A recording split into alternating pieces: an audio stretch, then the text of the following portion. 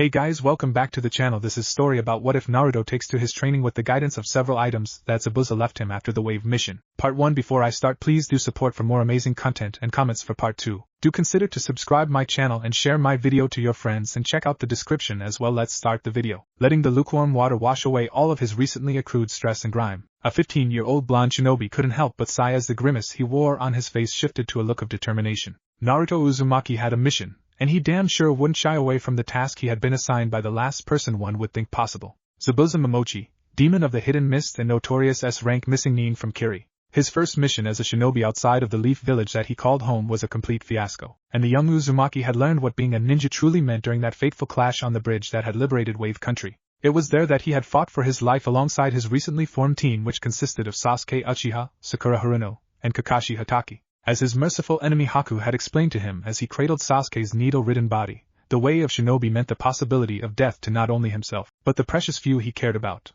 For many years during his Sabotage Academy training, he had hated the Uchiha prince with a passion that was wholeheartedly reciprocated. But then it had happened. Sasuke had pushed him out of the way of that deadly attack that came from the powerful ice-using ninja that had later been identified as the same person he had befriended in that clearing after a hard day's work and gaining more strength.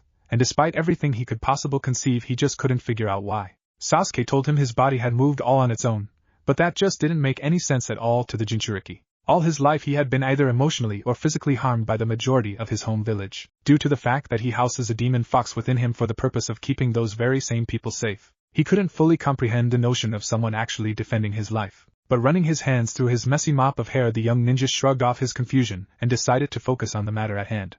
His new mission. The mission that he couldn't and wouldn't fail, even if it costed him his life.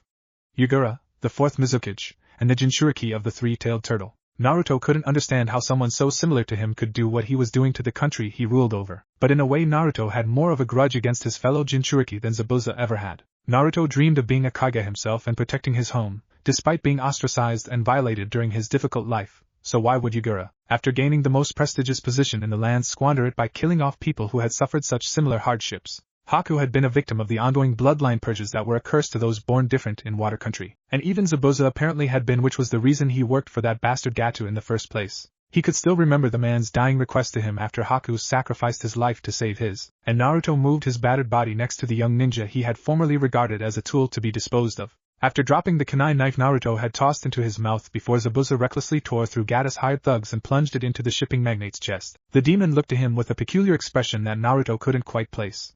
Was it hope? Recognition? Respect? Naruto couldn't tell for sure, but he damn sure remembered what was said, and what happened afterwards. How could he not? Brat Naruto, looks like this is the end of the line for me. Take my sword. I can't trust anyone else with it. And cough cough, and my hideout, northeast of here, everything I own. Go there and become stronger than I ever was. The Mizukage Yugura, he's like you. But you're different. You haven't become the demon that he is. He kills for no reason so many, that's why I tried but I failed. You have to kill him, Naruto, or I don't know how many more will suffer from his bloodline purge. Promise me you'll stop him. Naruto could only look down at Zabuza with wide eyes at the man's fading existence in the realm of the living, not knowing how to respond. Then it clicked. Yugura was like him, but he was the cause of all of this. He was the real reason Haku had suffered and joined Zabuza. He was the real reason Haku was dead. Zabuza was just a man with a mission that many people would consider impossible. He could almost still feel the powerful red chakra flowing through his body, augmenting his pathetic ability enough to overwhelm even a shinobi that Sasuke stood no chance against. A shinobi that had disabled Zabuza in a single blow, with nothing but a saban needle no less. It was then that he could only dumbly nod at Zabuza, who stared into his eyes with a look of content as his voice trailed off even more. Good cough cough. Now take the kunai and finish me. It's my last request. I don't want to die because of a wound one of them gave me. It has to be you. Someone worthy. Cough cough cough. Naruto instantly protested, but the stern look in Zabuza's eyes stopped his panic, and somehow he understood. To Zabuza, who had basically just left him his legacy, dying at his hand was the last small mercy that life would grant him. The blonde hesitantly grabbed the knife after a short while of numb clarity, and he didn't know why the tears started flowing, but they just did. Naruto Uzumaki understood Zabuza Momochi in that fated moment, and the entire world seemed to shift as his hand plunged into the man's heart, almost seeming to move in slow motion.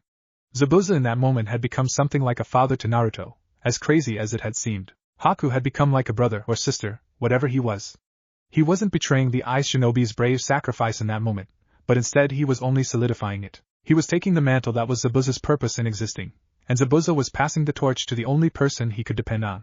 Him. Blood splattered, soaking Naruto's trembling hand as the kunai dug into Zabuza's chest with little resistance. He couldn't even hear Sakura's cries as she knelt and sobbed over Sasuke's unmoving form. And he didn't even register the fact that Kakashi-sensei had collapsed from chakra exhaustion a minute or so earlier. All he saw was the look of contentment on Zabuza's face as he breathed his final breaths, and the nod the man have him as he unconsciously uttered the words that he ultimately lived by. "I'll stop him, Zabuza.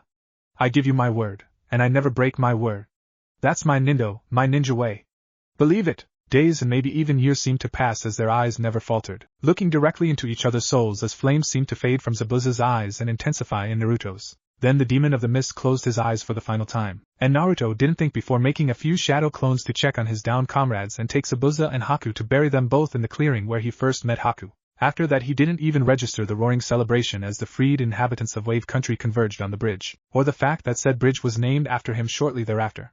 He had a mission. It didn't take long his teammates to wake up at all, and none of them had any idea that he wasn't really there with them. He had left a multitude of shadow clones to watch over them all, and since Sakura was strangely subdued, his doppelganger wasn't dispelled from her violent tendency to lash out in anger at him. The blonde was almost emotionless as he eventually found the hideout, emptying it of all its contents in a robotic sort of way. At that time he didn't even really know what he was grabbing. He just took everything he saw and sealed it into the storage scrolls that played about. He didn't really know anything about sealing, but since he was previously intrigued by the art of Jutsu due to his unique situation with the demon fox, he knew how to at least use a storage scroll. The old man had been kind enough to demonstrate for him once before while explaining that he wasn't the Kyubi, and now that demonstration was truly a blessing considering that the Kubikura Bocho Zanbato sword that Zabuza wielded so expertly was larger than he was. It didn't take him longer than half an hour to seal everything away, and after that he just went back to Tazuna the bridge builder's house and slept. He slept like he never had before.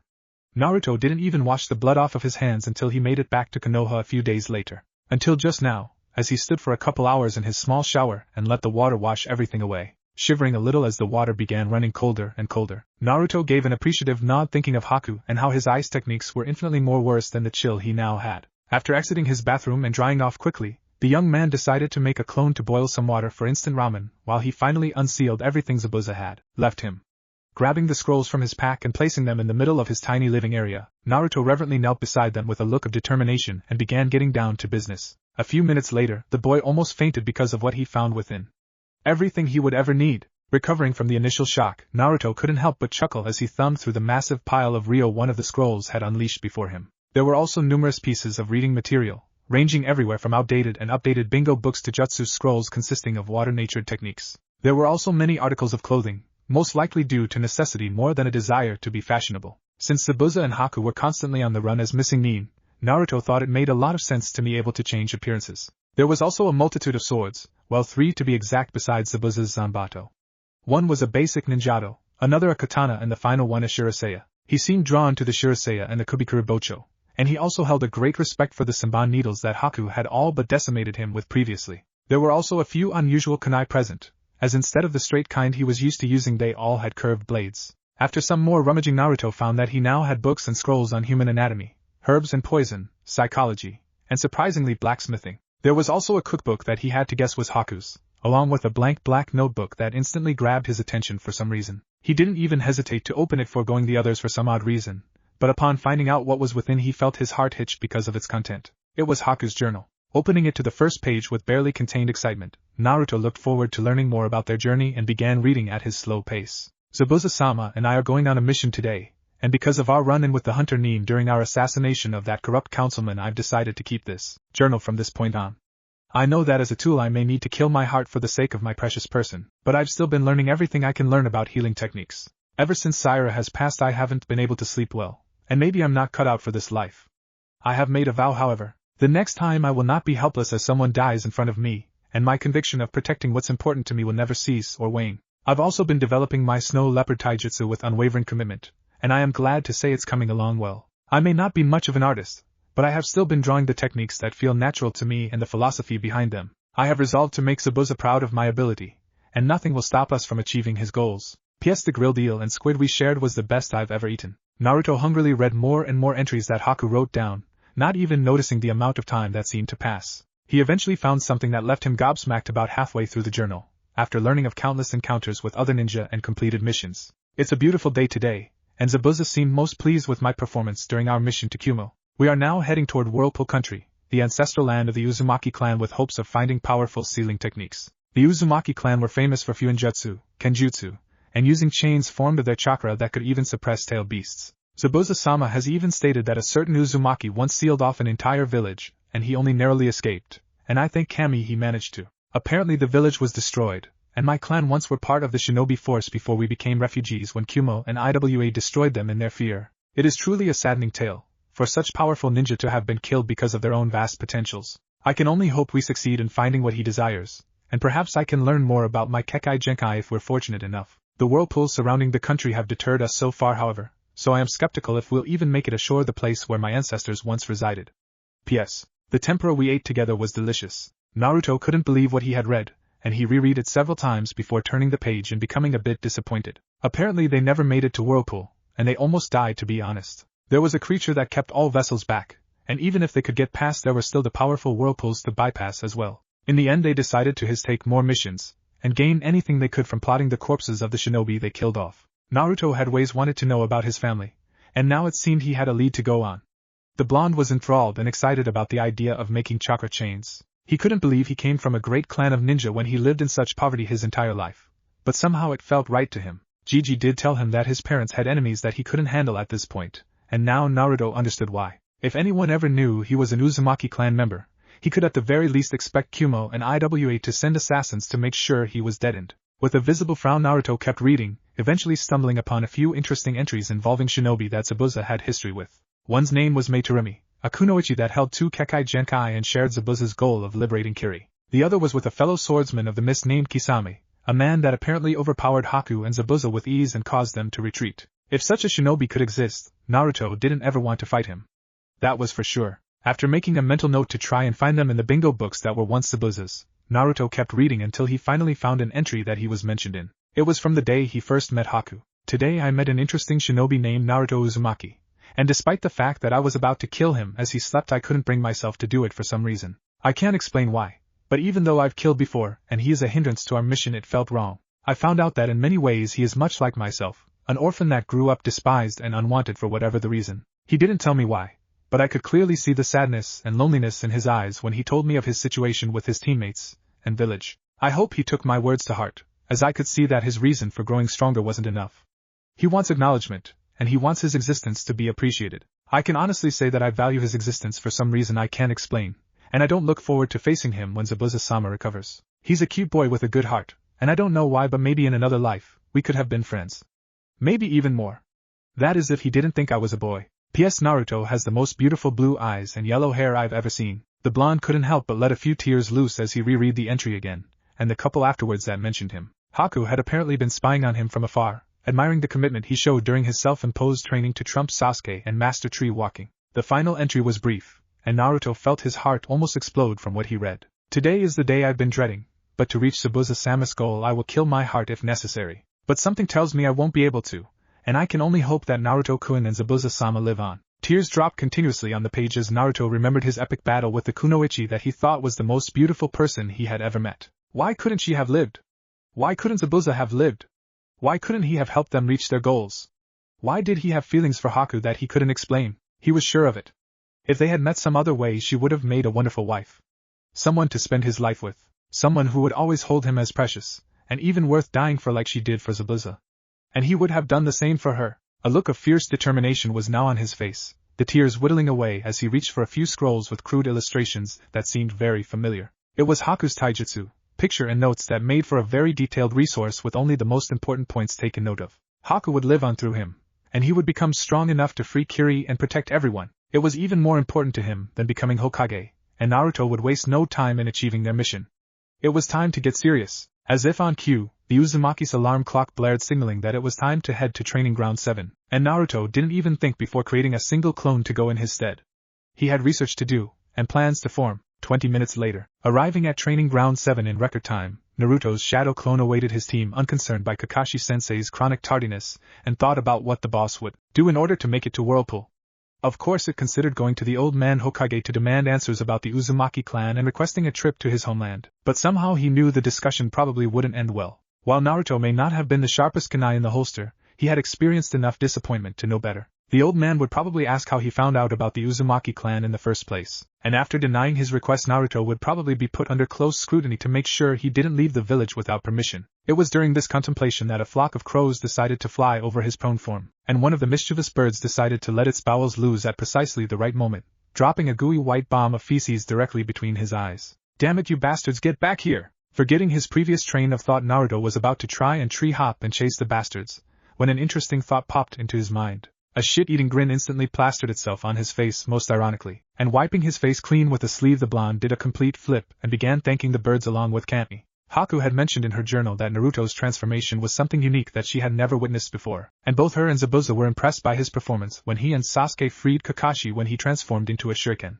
If he could turn into a shuriken, why couldn't he turn into a raven? If he could accomplish that, then he could just fly to Whirlpool, and he wouldn't even have to worry about the sea monster, or the unforgiving waters that surrounded the deserted country. Just as he was about to test his new idea out, Sasuke appeared with his usual moody look and his hands in his pockets. Turning to the Uchiha that had tried to save his life, Naruto actually smiled for once at the boy he used to hate vehemently. It wasn't returned, however, and Naruto couldn't explain why, but he knew something was off with the boy he now considered something of a friend. "Hey Sasuke, what's up? Naruto, how did you do it?" Although Sasuke asked the question in a soft voice, Naruto could feel the underlying emotion in the query, although he was genuinely confused. "Do what? How did you defeat that ninja after I saved your sorry ass?" Naruto now looked a bit affronted by the boy's words, and frowning he replied, "I don't know. I guess I just got lucky." Sasuke seemed to briefly be overcome with rage at his answer for whatever reason, and Naruto honestly didn't know why. Truth be told, Sasuke hadn't said anything to him since they returned from Wave earlier that morning, and Naruto had just chalked it up as his usually reclusive disposition. Little did he know that Sasuke had been brooding and wondering about what happened the entire way back, and Kakashi had only temporarily satiated his need to know with an elusive answer that revealed nothing worthwhile. Tensing up and taking a step toward the blonde, Sasuke then declared, "HN, there's no such thing as luck in our world, loser. There's only power. Now that I have these eyes, I'll make you show me your strength, and I'll be one step closer to my ambition." Naruto's eyes went wide upon seeing the red eyes of the Uchiha, and he barely noticed that there were two markings in his right eye and one in his left before Sasuke charged him. As he leapt to the side, rolled, and righted himself up, it would be difficult to notice the change to the casual observer. While Sasuke clearly was much more skilled in hand-to-hand combat than Naruto ever was, there was a subtle edge about the Uzumaki that only those who've killed moved with. It was as if he had evolved during the crazy mission to Wave Country, with the very first step being his encounter with the Demon Brothers. After that vow he made, clamming up even in the most dire situations was all but non-existent to Naruto. The second step would have been the first encounter with Zabuza, during which his quick thinking had managed to free his sensei from the man's water prison. After that was the dramatic increase in speed after he learned tree walking. But what may have been most effective was what Zabuza made him do. In a way, the two of them had given each other the most precious gift imaginable. Naruto had given him closure before his passing, and Zabuza had given him the steel resolve needed to take a life, something that would change anyone no matter what the circumstances. He had given Naruto his first kill, and it was a first kill that left behind no guilt. While Naruto had been surprised by the initial assault that Sasuke launched, he still managed to avoid the jumping roundhouse that would have knocked a grown man unconscious had it landed. The clone had a strange look of emotionless determination, an unknown switch somewhere in its psyche having been flipped the moment Sasuke rushed forward. While it wasn't quite as serious as when he fought Mizuki and defended Ichiraku-sensei, the sharpness of his eyes were quite similar to that occasion. He didn't want to hurt Sasuke, strangely enough, but even if he was a clone he wasn't going to stand around and get hit. Not anymore. It almost was as if Sasuke wasn't even there, but instead the only thing there was his mission. Hyuga. He didn't even know it, and he probably never would, but this moment was something that had occurred before. In another time before Naruto was even born, this same type of conflict had happened between multiple individuals just like him and Sasuke. The Uchiha's mindset was extremely similar to Naruto's at this moment, as he berated himself and Naruto because of what he had done on the bridge. Sasuke was an avenger, and he almost died protecting the loser. It was unacceptable. And even though he saw the blonde as a hindrance at first, he knew his feelings about Naruto had changed. Naruto was his friend.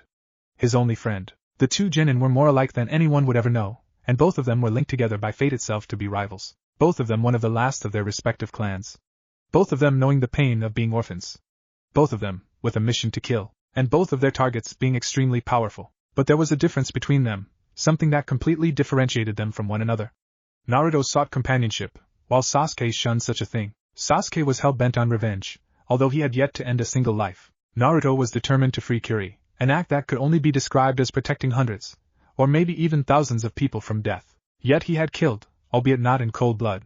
Still, the blonde had changed. This was first realized when he didn't try to stop the skirmish with Sasuke, or even taunt the Uchiha. All he knew was Yugura at that moment, and placing his hands in a ram's seal, the boy concentrated already making a plan like he did in Wave. Sasuke had the decency to scoff at the 8 doppelganger that appeared, saying to Naruto with a mocking tone of voice.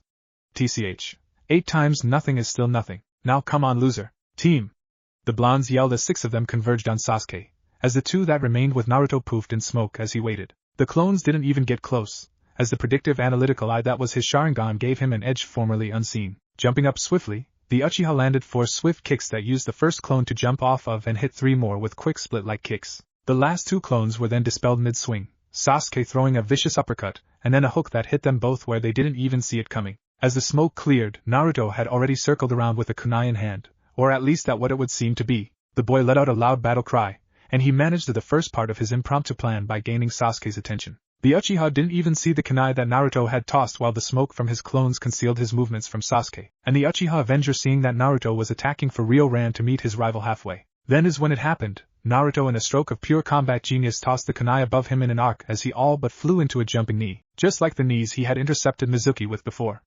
Sasuke however saw it coming, and sidestepped while hooking precisely in Naruto's exposed solar plexus. The Uchiha was finally surprised when instead of hitting flesh he instead only dispelled a shadow clone, once again obscuring his vision. The kunai was coming down nearby the Uchiha air, and in a plume of smoke Naruto caught him off guard with a double-fisted overhead strike as his legs spread out. Sasuke only narrowly managed to block the attack by raising his arms and crouching slightly, and Naruto pushed off of his arms front flipping over him and turning back around into a sloppy hook punch. Sasuke would have none of it however, and he managed a strong spinning back kick just as he was struck from behind. The kunai that Naruto had positioned earlier had snuck up on the Uchiha while he was in the middle of kicking the other clone out of existence, leaping into a knee strike and Superman-type punch all at once. It certainly wasn't the most graceful, shinobi-like attack he could have used from a blind spot, but that didn't mean that Sasuke didn't feel it. The knee hit his lower back hard on the side as Sasuke turned his head surprised, and the punch smashed right into the side of his head sending him to the ground. The Uchiha was so shocked that his Sharingan actually evolved from the blow, and he now sported 2 tomo in each of his red eyes.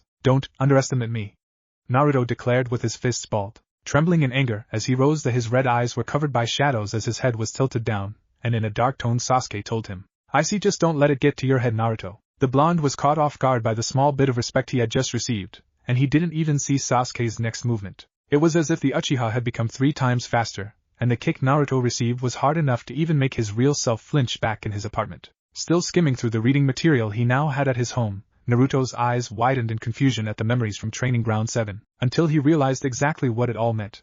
He remembered what happened to his clone, from the crow idea, to the kunai clone trick, to Sasuke showing him just a hint of acknowledgement before demolishing him with that kick. The Uchiha was certainly more skilled than he was, although he would never say it aloud, but if he had been serious that blow he landed would have killed the Avenger. His clones seemed to be nearly a perfect jutsu now that he thought about it, as they could help him learn these books better, be sparring partners, run errands, make trap setting far more deadly, be decoys, and even help him escape if he really needed to. With the transformation jutsu, he could probably be the best spy around, as the crows would let him travel a lot faster and discreetly as well. Hell, he wouldn't even have to deal with the shops overcharging him anymore, which would be invaluable in the long run. Too excited to be put down because of Sasuke's shitty attitude, the blonde could only say one thing.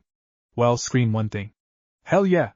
Banzai! After striking a weird pose as if trying to catch something that fell from the sky while leaning to the side, the blonde was sobered up when another thought crossed his mind. Wait, where am I gonna train? Normally a training ground would be more than suitable for him, but since he wanted to keep his secrets guarded, the Uzumaki was faced with a dilemma. Thankfully though, after a glance of the pile of Ryo, he now had his answer was found. Channeling a nice amount of chakra, the boy sent the scouts out to find what had come to mind to solve his newfound problem, and also read everything he now had while he went to Training Ground 7. A few hours later, happily leaving the training ground after concealing himself for so long to avoid Sasuke while he planned, Naruto could only thank Kami that Kakashi decided to abstain from training for about a week, while everyone got a chance to recover. Since Gigi had given them all a rank mission pay because of the danger that involved their first C rank, Kakashi had figured Naruto wouldn't need the money, which is why he didn't even have them do any D ranks.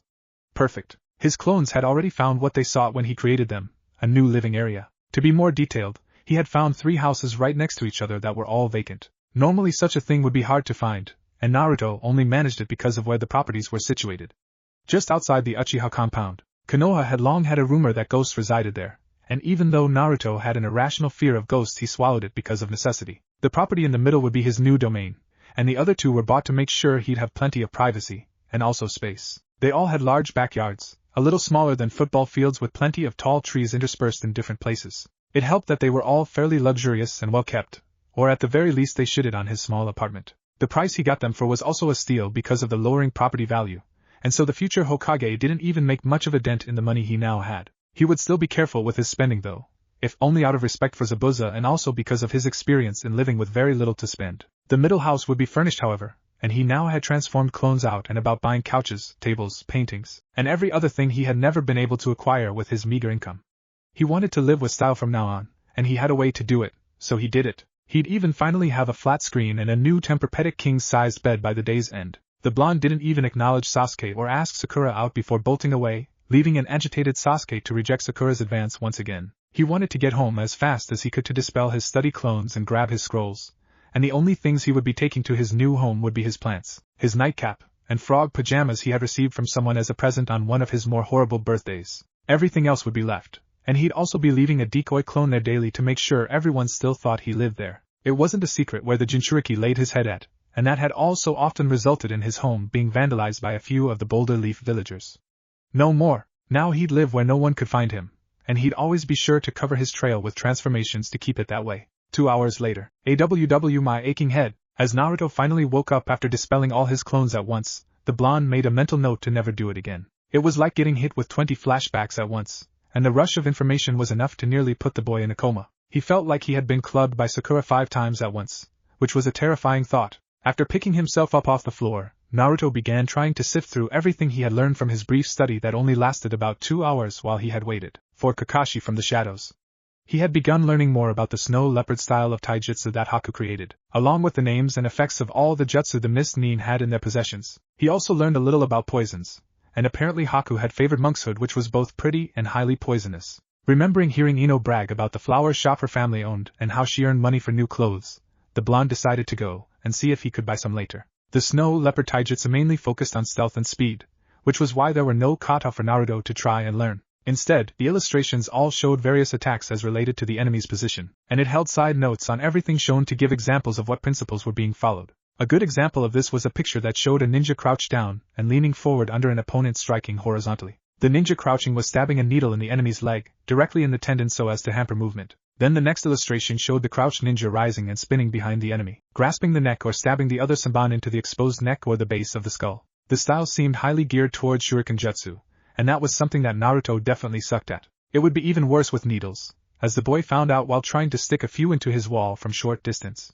They just bounced off, and the other problem was the fact that Naruto couldn't even get 3 needles into each hand. He had no idea how Haku had managed to do so as fast as she did, and it looked like things weren't going to be as easy as he thought they would be because of shadow clones. Leaving his apartment in a rush, the blonde left to his new home contemplating about the issue the entire way there. After making it to his new home in the same disguise he used before to buy the home, he dropped the transformation in the middle of his newly furnished living room amazed that things had improved so quickly for him. He now had 3 houses, millions of ryo, new clothes, weapons, knowledge of his clan, justice, and even bingo books to learn about other missing nin. Shit, he even had a lead on someone who would definitely help the Kiri takeover, Mei Terumi. Plopping down on his new leather couch as he remembered that his clones were handling all the utility bills, he didn't really pay much attention to all his new possessions and decor but instead still thought about the snow leopard taijutsu and the Kubikurabocho. The huge Zanbato would be impossible for him to wield because he could barely lift it let alone swing it. The Sanban needles would be very difficult to use like Haku did, especially with 3 in each hand between his fingers.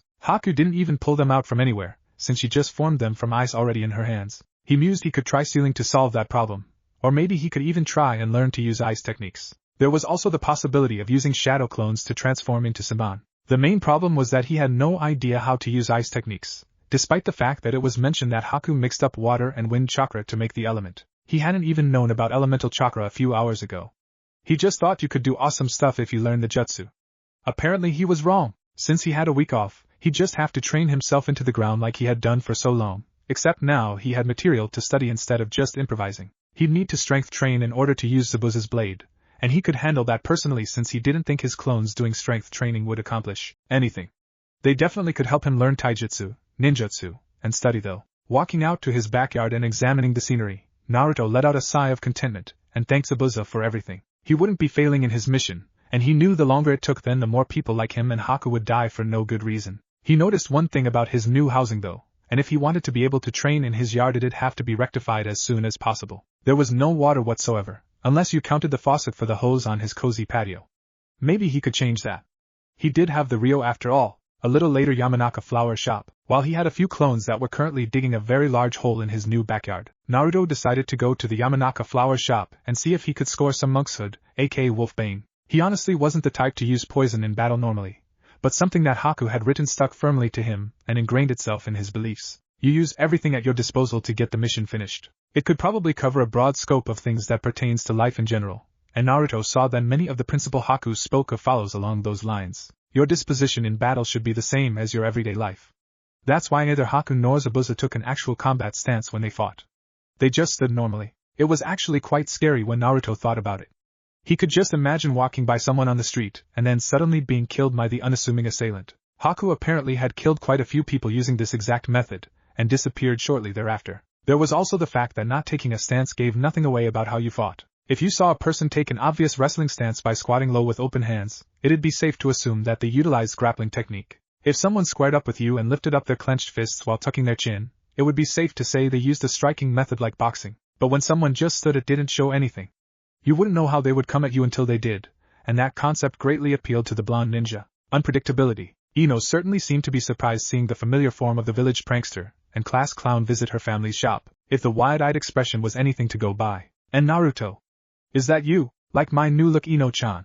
He asked her, rubbing the back of his head and smiling at her in his trademark foxy manner. The Yamanaka heiress couldn't hide her blush as she roamed Naruto's body checking out his new digs. It wasn't anything extravagant, just some typical black umbu-type gear that was just a little baggy on his frame. He also had some high-quality steel-sole black sandals, and to finish it he wore a large white hooded cloak with long sleeves that was reversible. The other side was all black, and there were seals on it that prevented it from getting worn or dirty. Naruto figured it belonged to Haku. And although he didn't get off wearing women's clothing, the umbu gear was unisex, and the cloak was a cloak. Some part of him still wanted to stand out a bit despite his recent improvements in common sense, and as a result there were orange flames that went along the bottom of the cloak. He was actually using a transformation for the flames, and he thought they made him look badass to the point of wanting to retake his registration photo. He'd have to ask the old man later. Wow, you look great. It suits you and I like the thing you're doing with the headband. Naruto could only blush and fiddle with the mentioned cloth that was to the side exactly like Zabuza had his. He had thought it looked so cool even during the wave mission, and Zabuza was the only shinobi he had ever seen to wear it in such a fashion. In a way it kind of shouted, "Fuck protecting my forehead cause you'll be dead before you even realize it." At least Haku had said something like that in an interesting entry after she had a long talk with Zabuza. Thanks Ino-chan. So how's shinobi life treating you? Shouldn't you be out training or on a mission or something? The blonde Yamanaka frowned as if she had a bad taste in her mouth upon hearing his question, and she quickly replied. Yeah, if I wasn't in a team with a bunch of lazy asses. I mean all my sensei does is smoke and play shooty with Shikamaru who does nothing but stare at the clouds, and Chuji is no better munching away at his potato chips like some sort of junkie. I hate to admit it, but I'd kill to switch spots with Sakura. Yeah, that does sound like it'd suck. Hey, I know. I've been training a lot and I could use a partner. Databeo. What do you say? The boy asked, excited at the prospect of making a friend out of Ino. He didn't really know her much, but from what he saw she was energetic and upbeat like he was, if a bit bossy. Well, super bossy. But how could he complain? Partner? My Naruto, I didn't know you thought of me like that. Already asking me out on dates and to be your partner. She playfully teased, giving him a look that caused his stomach to flip and his face to flush. He would have given anything to have Sakura look at him like that. Waving his hands in desperation and sputtering out his answer, he yelled. W what? I didn't mean I was just saying. Cutting him off with laughter that made him more than a bit confused, Ino told him. I was just messing with you, Naruto. I still like Sasuke, you know, and I won't let forehead fat beat me in winning him over. But I'd be happy to train with you sometime since I don't have anything better to do anyways. Not even being put down by the fact that she liked Sasuke and basically said if she had something to do she wouldn't join him, Naruto smoked brightly, saying. Great. I can't wait, Databeo. By the way, Sasuke hasn't even acted like Sakura exists, honestly. And after our last mission, which was insane, he'd gotten even worse. I don't think he likes anyone at all. The team. Pouting at Naruto's insult of her crush, she didn't say anything about it but instead questioned him about what he meant. What do you mean? What mission? Naruto then gave her the rundown of everything that happened in Wave, except for his relationship with Haku and Zabuza. He also told the amazed girl about what happened when they returned, and how Sasuke unlocked the Sharingan and saw him as a rival. A bitter rival. Wow, he must be so strong to fight missing Nin like that. And he unlocked his Sharingan. That's so cool. I bet he looks so hot with red eyes. Naruto, nearly vomiting on the spot from Ino's powerful fangirlism, decided to move along before his ramen found its way out of his stomach. Hell, the thought of Sasuke being hot nearly made him hurl up something from deep within his intestines. Something undigested and putrid. It was time for him to go. Ino-chan, I was wondering if you guys sold any monkshood here. I was trying to get a whole lot of it to plant around my yard, and I also wanted any books you have on growing plants too. The girl looked truly surprised by his requests, but she seemed to understand why he would want the poisonous flower that was her favorite because of its color. After calming a little, she told him, "You're damned right, we got it. It's my favorite after all. Just come by tomorrow and I'll have some grown a little for you. It takes a little time, but I can handle it. There are books over there if you want to check them all out." Looking confused and more than a little curious, Naruto asked her, "Wait, what do you mean you'll have enough grown a little tomorrow? Shouldn't it take at least a couple weeks?" Smirking at Naruto's confusion and feeling a bit elated due to hearing about Sasuke rejecting Sakura, Ino decided to inform Naruto a little bit about Yamanaka-style horticulture. Well, normally, but plants use energy from the sun to grow. We feed our plants chakra-rich water, and it speeds everything up. It takes a lot of chakra, but I'll have some sprouts for you before you know it. As an image of the first Hokage flashed in his mind's eye, Naruto started creeping Ino out because of the shit-eating grin he got as he turned and went to search for books. Kukuki, get ready for plant release, Naruto.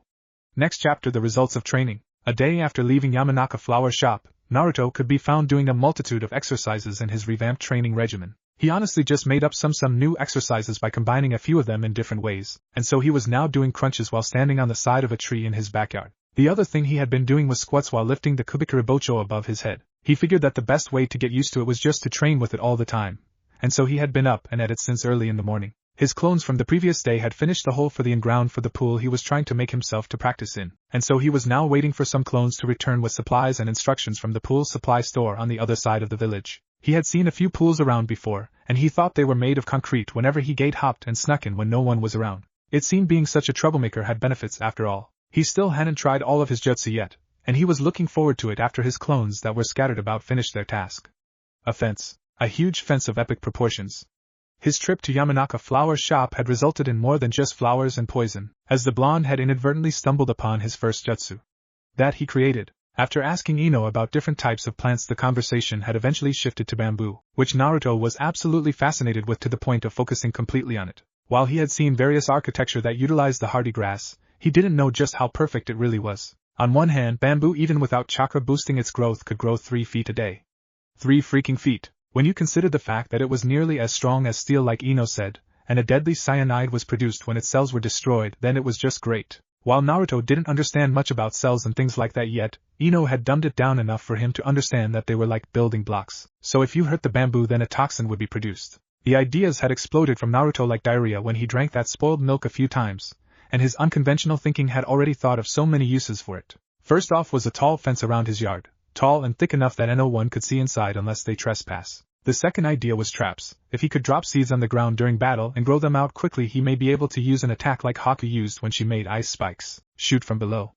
It could be used in direct attack too if he could manipulate how the bamboo grew so that it shot at an angle that would skewer the enemy. Lastly, it would definitely be a great defense if it was as strong as steel. He could just imagine the look on Sasuke's face when he shot a fireball just to have it blocked by Naruto's bamboo barrier. A large flaw he saw was that he needed some water to do it.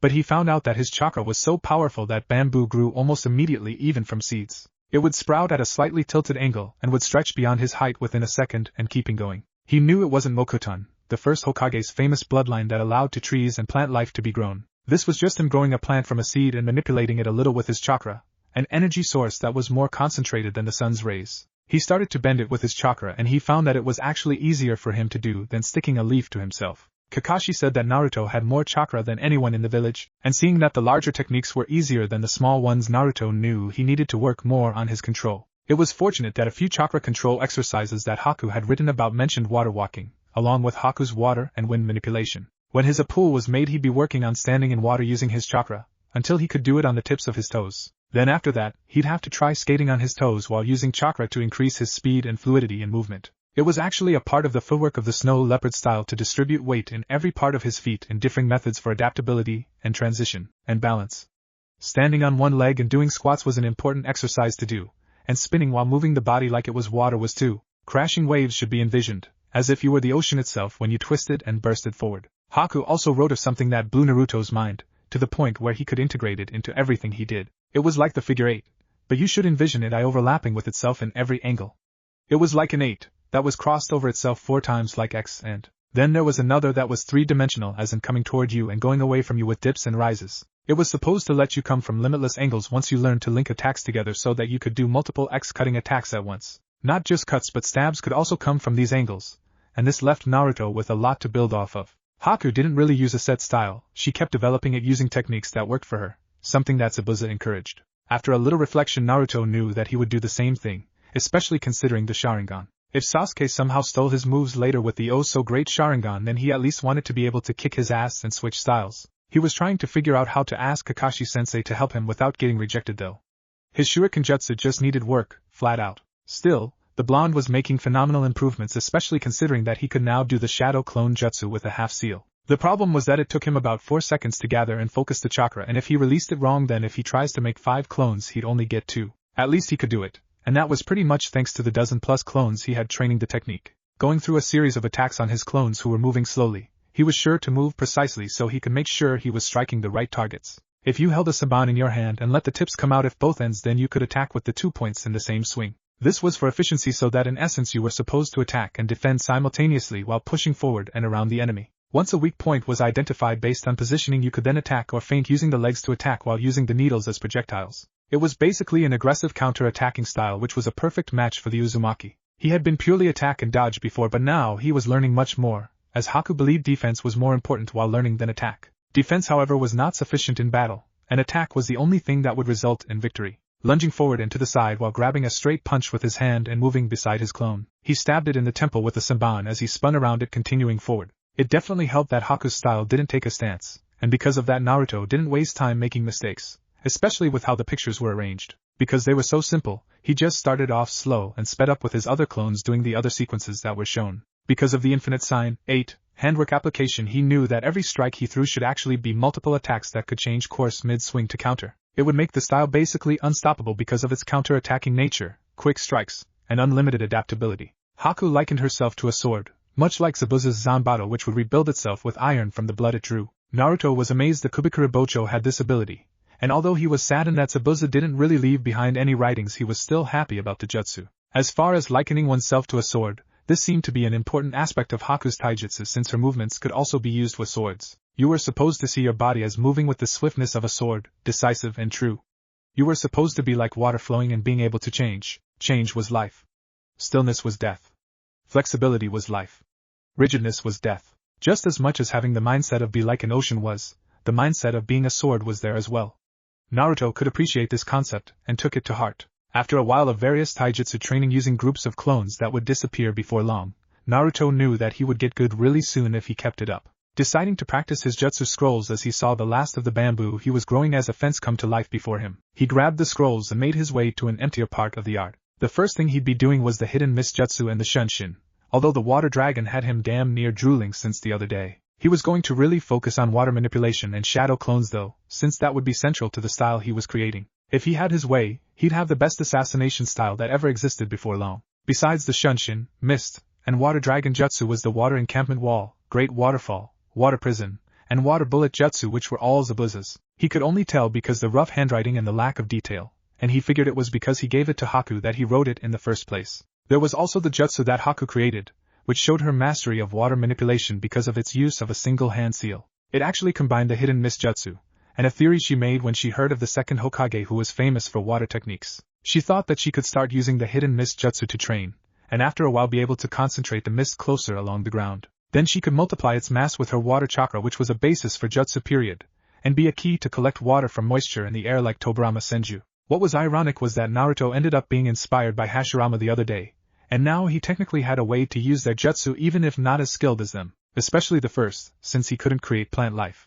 He would just use bamboo-inspired moves that would only be a little similar to wood release. The jutsu Haku created from the hidden mist technique was the 1,000 water needles of death, which Naruto recalled seeing from the distance during the bridge battle. It was the jutsu that also used her principle of simultaneously attacking and defending, since she would grab the arm suppressing the weapon, stomp the foot disabling movement, and sending the needles from every direction blocking any escape, considering you could move with broken toes. She also had an ice version, in which she used wind jutsu to freeze the water needles. While he felt it would probably take a long time to accomplish, Naruto had a feeling that he could do the ice version if he trained hard enough. As just a little earlier he was shocked to learn he had a wind and water nature just like Haku. He literally couldn't ask for anything better, especially considering Haku had a basic wind manipulation method and a slightly harder one. You first had to cut a leaf with your chakra by grinding it against itself in a thin line. After you cut the leaf you were supposed to cut into a mud cake, and then rock eventually. Naruto also considered that after rock you could try steel, but he'd have to see about that later. He had clones attempting to cut the leaf, and he also had a clone in his kitchen using the sink to saturate the water inside with chakra. Then he'd have to try moving it around in different ways, and eventually be able to hold an orb around his hand. This was also the basis of the water prison, although the orb was a lot bigger, and you were supposed to force water down the enemy's lungs. Although if they used their chakra to block it you would have trouble drowning them. He even had a clone in the bathroom attempting to saturate the water in the tub through his feet, which was very difficult. That would be key in learning the water dragon, and the great waterfall. Naruto also had an interesting idea with seals concerning water, and so the blonde found he had his hands full. Good thing he had clones. The first attempts were all busts. The hidden mist jutsu didn't look very hard, but the lack of control Naruto had really made it difficult for him. He quickly decided to make clones and have them to train however, because of an interesting thought that popped into his mind. Kakashi said Naruto had more chakra than the Hokage, who was the strongest in the village. He also said the smaller your chakra, the easier to control, which explains Sakura's ease in completing tree walking. Since his shadow clones split his chakra up, then he should be able to learn the jutsu quicker because his clones would have less chakra to have to guide. He couldn't find any flaws in the logic, and so he kept on pushing himself in his strength training. Lifting the Zanbato above his head would probably be hardest, but then again he felt swinging it, and then reversing its path by swinging it back the other way would be really difficult too. He didn't have any kata to use, or even techniques from Zabuza. He did remember when Zabuza threw the sword at them, nearly decapitating his whole team and Tazuna at the same time. He also recalled the spinning back kick that he caught Kakashi-sensei with, as well as the way he stood behind his sword and guarded sometimes. That was all he had to go by however, but he had a hunch that using snow leopard style would work fine with a few tweaks. He just needed to get stronger. A few hours later, knock knock knock. Lifting his head from the book on Genjutsu theory that he was currently reading a bit slowly, Naruto rose from his white leather couch and walked to his front door in his transformation. He basically just used his sexy jutsu form with straight dark blue hair because of his secret crush on Yuki Fujikaze. Oh, what he would give to meet her, and do everything he dreamed of doing to Sakura. Blushing as he opened the door, the transformed brunette was taken back by who was standing there. While he had filed for D-ranked mission involving helping construction of his pool, he didn't expect the workers to be people he knew. Standing before the familiar faces of Team 8, which consisted of Hinata Hyuga, Kiba Inuzuka, Shino Aburame, and their Jonin instructor Kurenai Yuhi. He had recognized Kiba first however, as the dog Shinobi had definitely had the most contact with him of the group. Kiba and his nin dog Akamara seemed to notice Naruto as well, both of them sniffing the peculiar scent of ramen and fox that they'd recognize anywhere. Shino also seemed to take notice, his Kikai buzzing without constraint because of the familiar powerful chakra they felt. Kiba, Shino, what is it? Kurenai instantly noticed her team's behavior as their employer opened the door and looked down in surprise. While she could feel the faint hint of chakra usage coming from the girl, she knew for a fact that no genjutsu was being used, and she was ready for anything. Just what the hell are you playing at, Naruto? This had better not be a prank. Kiba yelled at the Uzumaki, pointing an accusing finger at him. Hinata's eyes seemed to widen as a blush was instantly on her face hearing her crush's name spoken, and she looked confused until she activated her Byakugan unconsciously out of excitement to see if it was true. And Naruto-kun. She promptly passed out. Hinata! Kiba shouted, worried about his teammate's safety. Naruto was about to just close the door and say screw it when Kurenai stopped it with her foot, saying, So you're that Naruto Uzumaki I've heard about? Just why are you here, and why are you transformed? Sighing as Kiba turned to him looking very angry, the Inuzuka cut him off yelling. And what did you do to Hinata? Hold on a second. I didn't do anything and this is my house. I'm in disguise because I'm a ninja and I don't want anyone to know where I live. So please just keep it down, is that a problem? Even Shino was surprised by the logical explanation the class clown offered, and he, Bug User and Kurenai both answered at the same time saying, There is no problem with that logic. It is fine. I understand, I use misdirection myself so I get it. Looking at the group with relief as Kiba shook Hinata awake, Naruto opened his door up wide and told them, Thanks, you guys can come in if you want, and I'll tell you about what I need done while I make us some tea or something.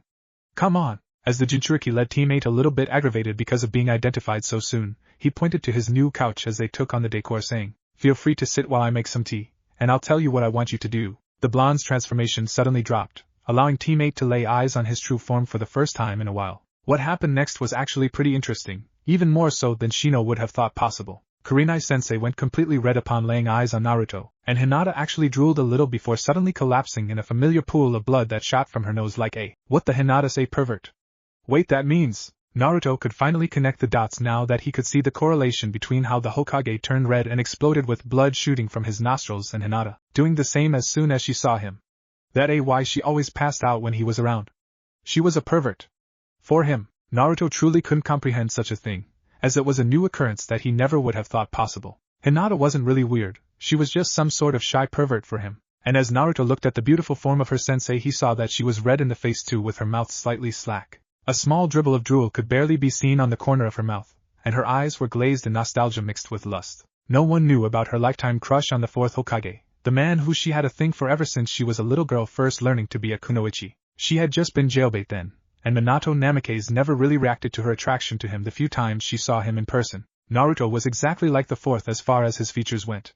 The whisker marks were different though and gave him a cute and unique look. His hair was nearly the same, his eyes were a different blue than the cold calculating eyes of Minato. All in all, while very similar, Naruto had a more rough and tumble look about him, and she thought that while the fourth was more stunning, Naruto was very attractive himself. She could only just stare at him as her mind slowly rebooted as Kiba and Shino observed everything. She was busy imagining how he'd look after a few more years, and the images her creative mind were conjuring were enough to make her a little bit wet below the belt. Anyway, I need you to help me place cinder block around the inside of this hole I made in the backyard, and then we'll have to use some cement to line it evenly. At least that's what the pool guy said.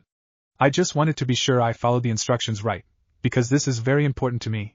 That's why I asked for someone help, he explained as he placed his hand in a half-ram seal and used the shadow clone jutsu to make them some tea and make sure the supplies were ready. Kurenai just nodded dumbly, not trusting herself to speak, and since Shino nodded and Hinata was unconscious, Kiba spoke up, looking at Naruto with a peculiar expression. How did you do that, dude? Do what?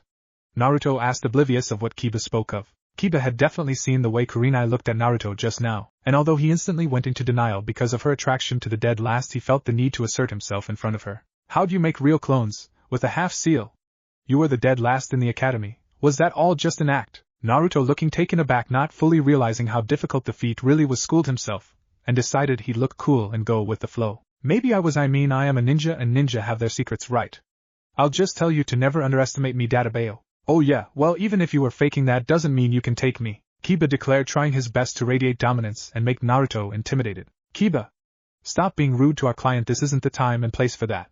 We're on a mission, remember? Kurenai scolded the Inuzuka, who was busy puffing his chest out and staring down Naruto. No, it's alright, Kurenai-heim. If it's a fight he wants, then you guys should come train with me and Ino in a few days. I'll show you just how strong I really am, Kiba. Believe it. Hey, don't call her that dead last, Kiba shouted, getting angry as Kurenai blushed again from his unintended compliment. Naruto had never seen such a beautiful woman as Kurenai, and he hadn't even realized he had been comparing her beauty to the famous actor Yuki until he already blurted it out. The blonde's face went completely red as he processed what he had just called her, and the embarrassed Uzumaki could only stare at her gorgeous red eyes and try to stutter out an apology. Sorry, Kurenai, I didn't mean to disrespect you or anything.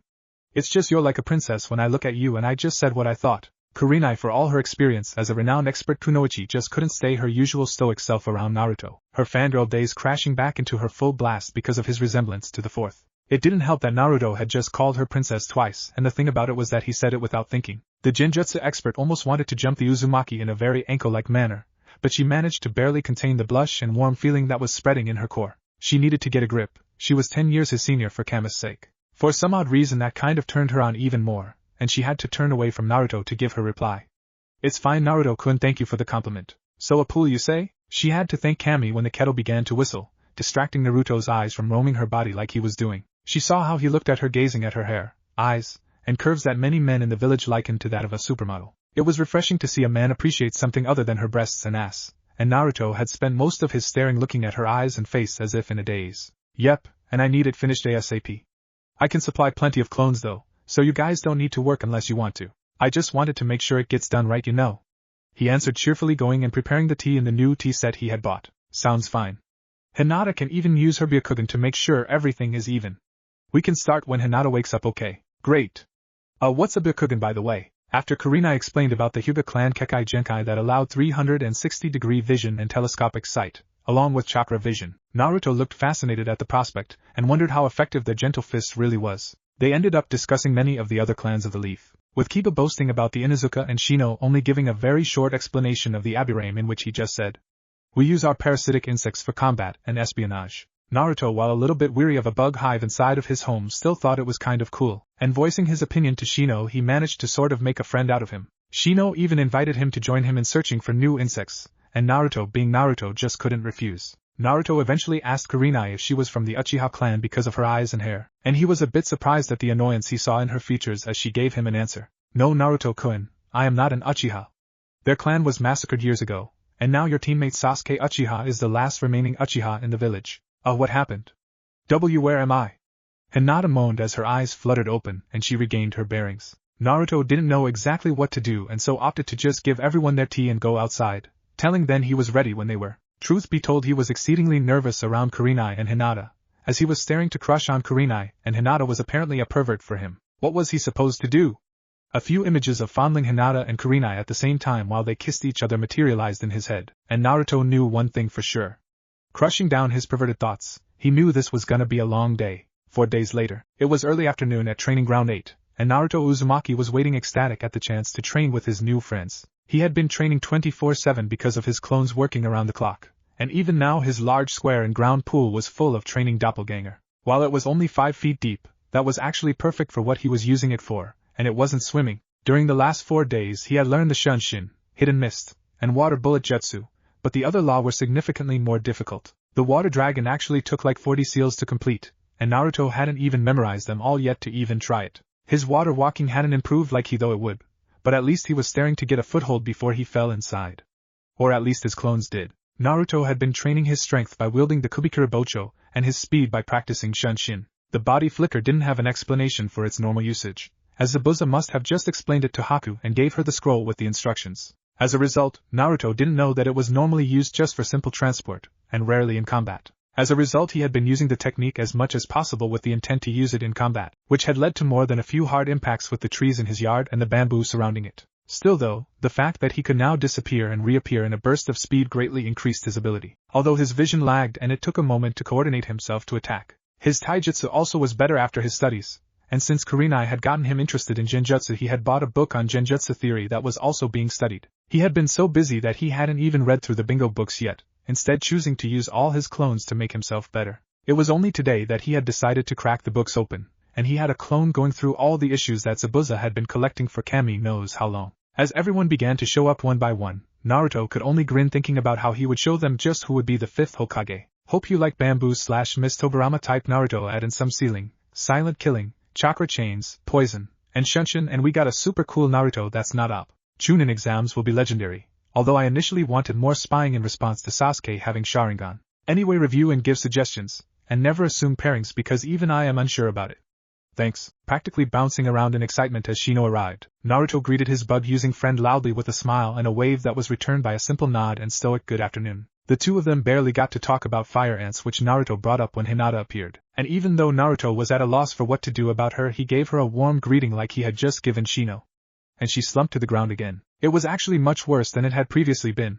Ever since Naruto had changed outfits, she couldn't even be conscious in his immediate vicinity. A minute later, Kurenai appeared in a swirl of leaves greeting the two genin present and automatically went to check on Hinata. The only reason Naruto hadn't was because Shino had assured him her vitals were fine, and he didn't want to get close to the girl he had been having dirty thoughts about. Kiba and Ino seemed to arrive at nearly the same time a couple minutes later, and so now that everyone had arrived, it was time to get things underway. Hinata started coming to after a while, and Kurenai, seeing her young charge awakening, finally joined the group of genin before anything started prematurely. Kiba and Naruto were already butting heads, and it didn't help that Ino had jumped in taking Naruto's side and calling Kiba dog breath. After Kiba responded saying she was a useless fangirl, Kurenai sighed but still addressed them all saying, "Alright, settle down. Since Kiba challenged Naruto, and he accepted, I suppose we can start with sparring so that they can test each other's strength. The only rules I'll place are no crippling and fatal attacks, so jutsu are allowed but only non-lethal force. Understood?" Naruto, giving a nod with a look of determination, began walking to the center of the training ground at a quick pace, with Kiba doing the same, and the Inuzuka was sizing the blonde up the entirety of the short walk with a scowl of distaste. He was looking forward to knocking Kiba down a few pegs, and even though Kurenai was Kiba's sensei, she found herself a little thrilled to see what Naruto was capable of. Ino was loudly cheering the blonde on since she wanted to see Kiba get his ass whooped too, and Shino was watching their every movement with an analytical eye. Was curious of Naruto's true skill. He himself had held back a lot during the academy, to the point where he was quite sure he could defeat Sasuke Uchiha even though no one else knew he could. Hinata was quiet as well, but she was just nervous and hoping that her crush didn't get hurt. You ready to see who's top dog dead last? The brazen Inuzuka taunted his rival in stealing Kurenai's heart. Bring it on, Kiba, but do me a favor and actually be serious. I'll warn you again, don't underestimate me. Naruto shot back with a glare while cracking his knuckles. Like I need to. In fact, Akamara, go and watch while I show this loser who's boss. He declared, ordering his mean dog partner to the sideline, who gave a bark in the affirmative. No more words were exchanged as Kiba dropped into his stance by crouching down with his fingers taut ready to use his claws, bouncing on his toes ready to strike. Naruto just stood normally, although he turned his body to the side so that he was harder to hit in his center line. Haku had repeatedly mentioned this in her taijutsu writings, since many of the targets she often went for were along the center of the body where many of the weak points were. After Kurenai gave them the okay to start, Kiba immediately dashed forward, leaping into a few swift claw swipes that came from the side and upward, and Naruto could only sidestep, sending a nicely aimed low side kick that hit him hard in his thigh. Kiba did manage to graze Naruto, however, and the Uzumaki now had a scratch on the side of his neck that was shallow, although there was steel soles in Naruto's sandals made his kick more effective, and this was seen when Kiba stumbled a bit in pain, until he squinted his eyes in anger and began growling. Then the dog boy redoubled his assault, and Naruto was so hard pressed by the unorthodox flip kicks and swipes that all he could do was try and evade them. Kiba certainly wasn't a pushover, and Naruto kind of thought that in some ways he was a better fighter than Sasuke was. While he lacked Sasuke's hard-hitting precision, the Inuzuka attacked with ferocity, speed, and unpredictable movements that linked off of flips and pounces. It was time to step it up, as Kiba launched a side kick with his upper body and arms close to the ground. Naruto, seeing how the boy slightly overextended himself, managed a weak hook strike with the side of his fist as if he was holding a senbon. Then he tried to spin around Kiba and grab his throat, but he ended up receiving a powerful kick to his shin when Kiba dropped down and hit him with both of his legs extending outward. Naruto had to grunt in pain as he fell to the ground, but he barely managed to force himself up and fight through the pain in his aching leg when Kiba tried to finish him with a pouncing attack. Rolling and rising at once, the Uzumaki lashed out with a kick before leaping back to regroup, but Kiba swatted it to the side and pressed forward, and Naruto's reflexes were thoroughly tested as he evaded the various swipes that came from insane angles. Now it seemed he didn't have a choice, despite the fact that he wanted to stick to taijutsu for this fight, but he'd be damned if he lost in front of Kurenai. Kurenai narrowed her eyes at the sloppy flips Naruto used to avoid Kiba while he prepared his jutsu, and she made a mental note to tell him to improve his acrobatics as soon as possible. His movement lacked grace and efficiency, although she did admit that his taijutsu was alright for a genin. Kiba already displayed low chunin rank taijutsu, since he had been training in the Inu style his entire life. Naruto, however, was more like a high-level genin, with hints of chunin level peeking through every so often, and he knew how to think on his feet. As Naruto landed from his impromptu flip to the side, Kiba changed his movement to chase Naruto down. The Uzumaki had both of his hands in a half seal with a tactic he had made the other day already in mind. As Kiba drew closer and closer, Naruto leapt back, focusing, and just before the Inuzuka landed a powerful downward claw, Naruto just disappeared. Before Kiba knew it, a team of 4 clones was upon him from all sides, and he couldn't defend himself from all the blows as they simultaneously jumped into knee strikes, knocking him down. Everyone was surprised by the outcome, especially Ino, who had begun to shout in glee at seeing the dog-breathed boy get his block knocked off. Kiba, for all his skill and tenacity, was pretty hurt by the pincer-type maneuver that Naruto hit him with, especially because his body didn't move with the blows since he was caught in the middle. Alright, this match is over. That was very impressive, Naruto. You did well too, Kiba, but you should have been serious from the start instead of blowing him off. You didn't even use your 4 legs technique. Kurenai told the 2 combatants. Naruto beamed at the praise and was ecstatic that he impressed his crush, and Kurenai didn't fail to see the blush that he and his clones had as they gazed at her. Maybe she could offer him a few lessons. Although Naruto-kun, I have to say your flipping was horrendous. You really need to work on your acrobatics, but if you want I could give you a few lessons sometime later, okay? She suggested, barely managing to stop herself from blushing because of her hidden agenda. Thanks so much, Kurenai-sensei. I promise I won't waste your time. And I never break a promise. That's my ninja way. Oh yeah, I wanted to show you this new genjutsu I created.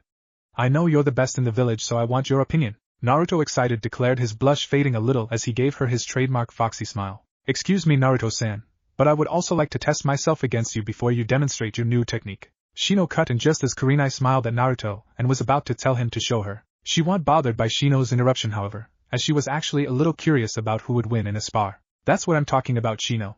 Let's do it, Databeo. Yes, let us. Shino calmly walked to the center of the field while Kiba pulled himself up with a grimace, and Ino asked Hinata who she thought would win between them. Hinata honestly didn't know, but she did inform Ino of Naruto's huge chakra, and also of Shino's pure efficiency in his strategy. Naruto hurriedly walked to the center and squared off with Shino, and he found that unlike Kiba, Shino didn't take a stance either. They basically just stood normally across from each other, and somehow Naruto knew he needed to go all out against the Abirame from the get-go. He damn sure didn't want any bugs on him biting and sucking his chakra out.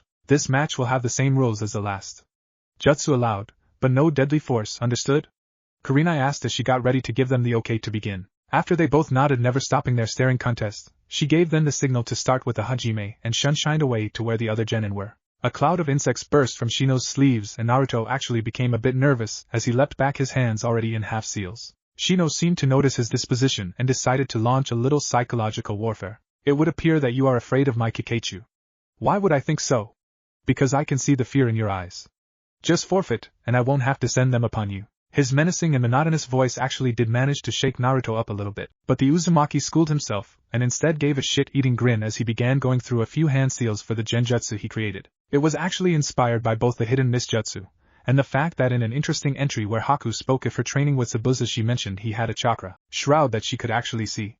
It was wild and untamed like a demon in physical form, and Zabuza's killing intent seemed to skyrocket, which hampered Haku's thinking to the point where she was easy to defeat. Naruto learned a bit about killing intent surprisingly from the Taijutsu pages he studied, as it was an integral part of silent killing, which was an integral part of the snow leopard Taijutsu style. And so after a little trial and error he had managed to learn how to manage his spiritual energy by itself, and it only took him imagining the people who used to torment him hurting the people he cared for. Of course he had to channel a large amount of chakra for more potency, and because of his massive reserves and considerable experience in receiving hatred from others, it wasn't hard to tap into his emotional self, especially with his vivid imagination. Right now he was imagining Kurenai being hurt, and although the anger was somewhat forced, the feeling was real as he thought about what he'd do to the idiot that hurt her. And then it happened. The pressure was unbelievable.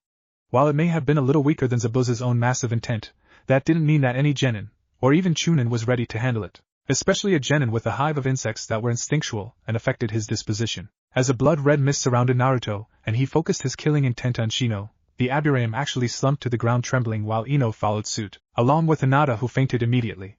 Kurenai even developed a light sheen of sweat, but she had felt worse before, and being a genjutsu expert she was very well versed in killing intent. Naruto's was at least mid-jonin level, and it was very intense at that, almost like a kage, but he must not have had much experience using it. Naruto! That's enough!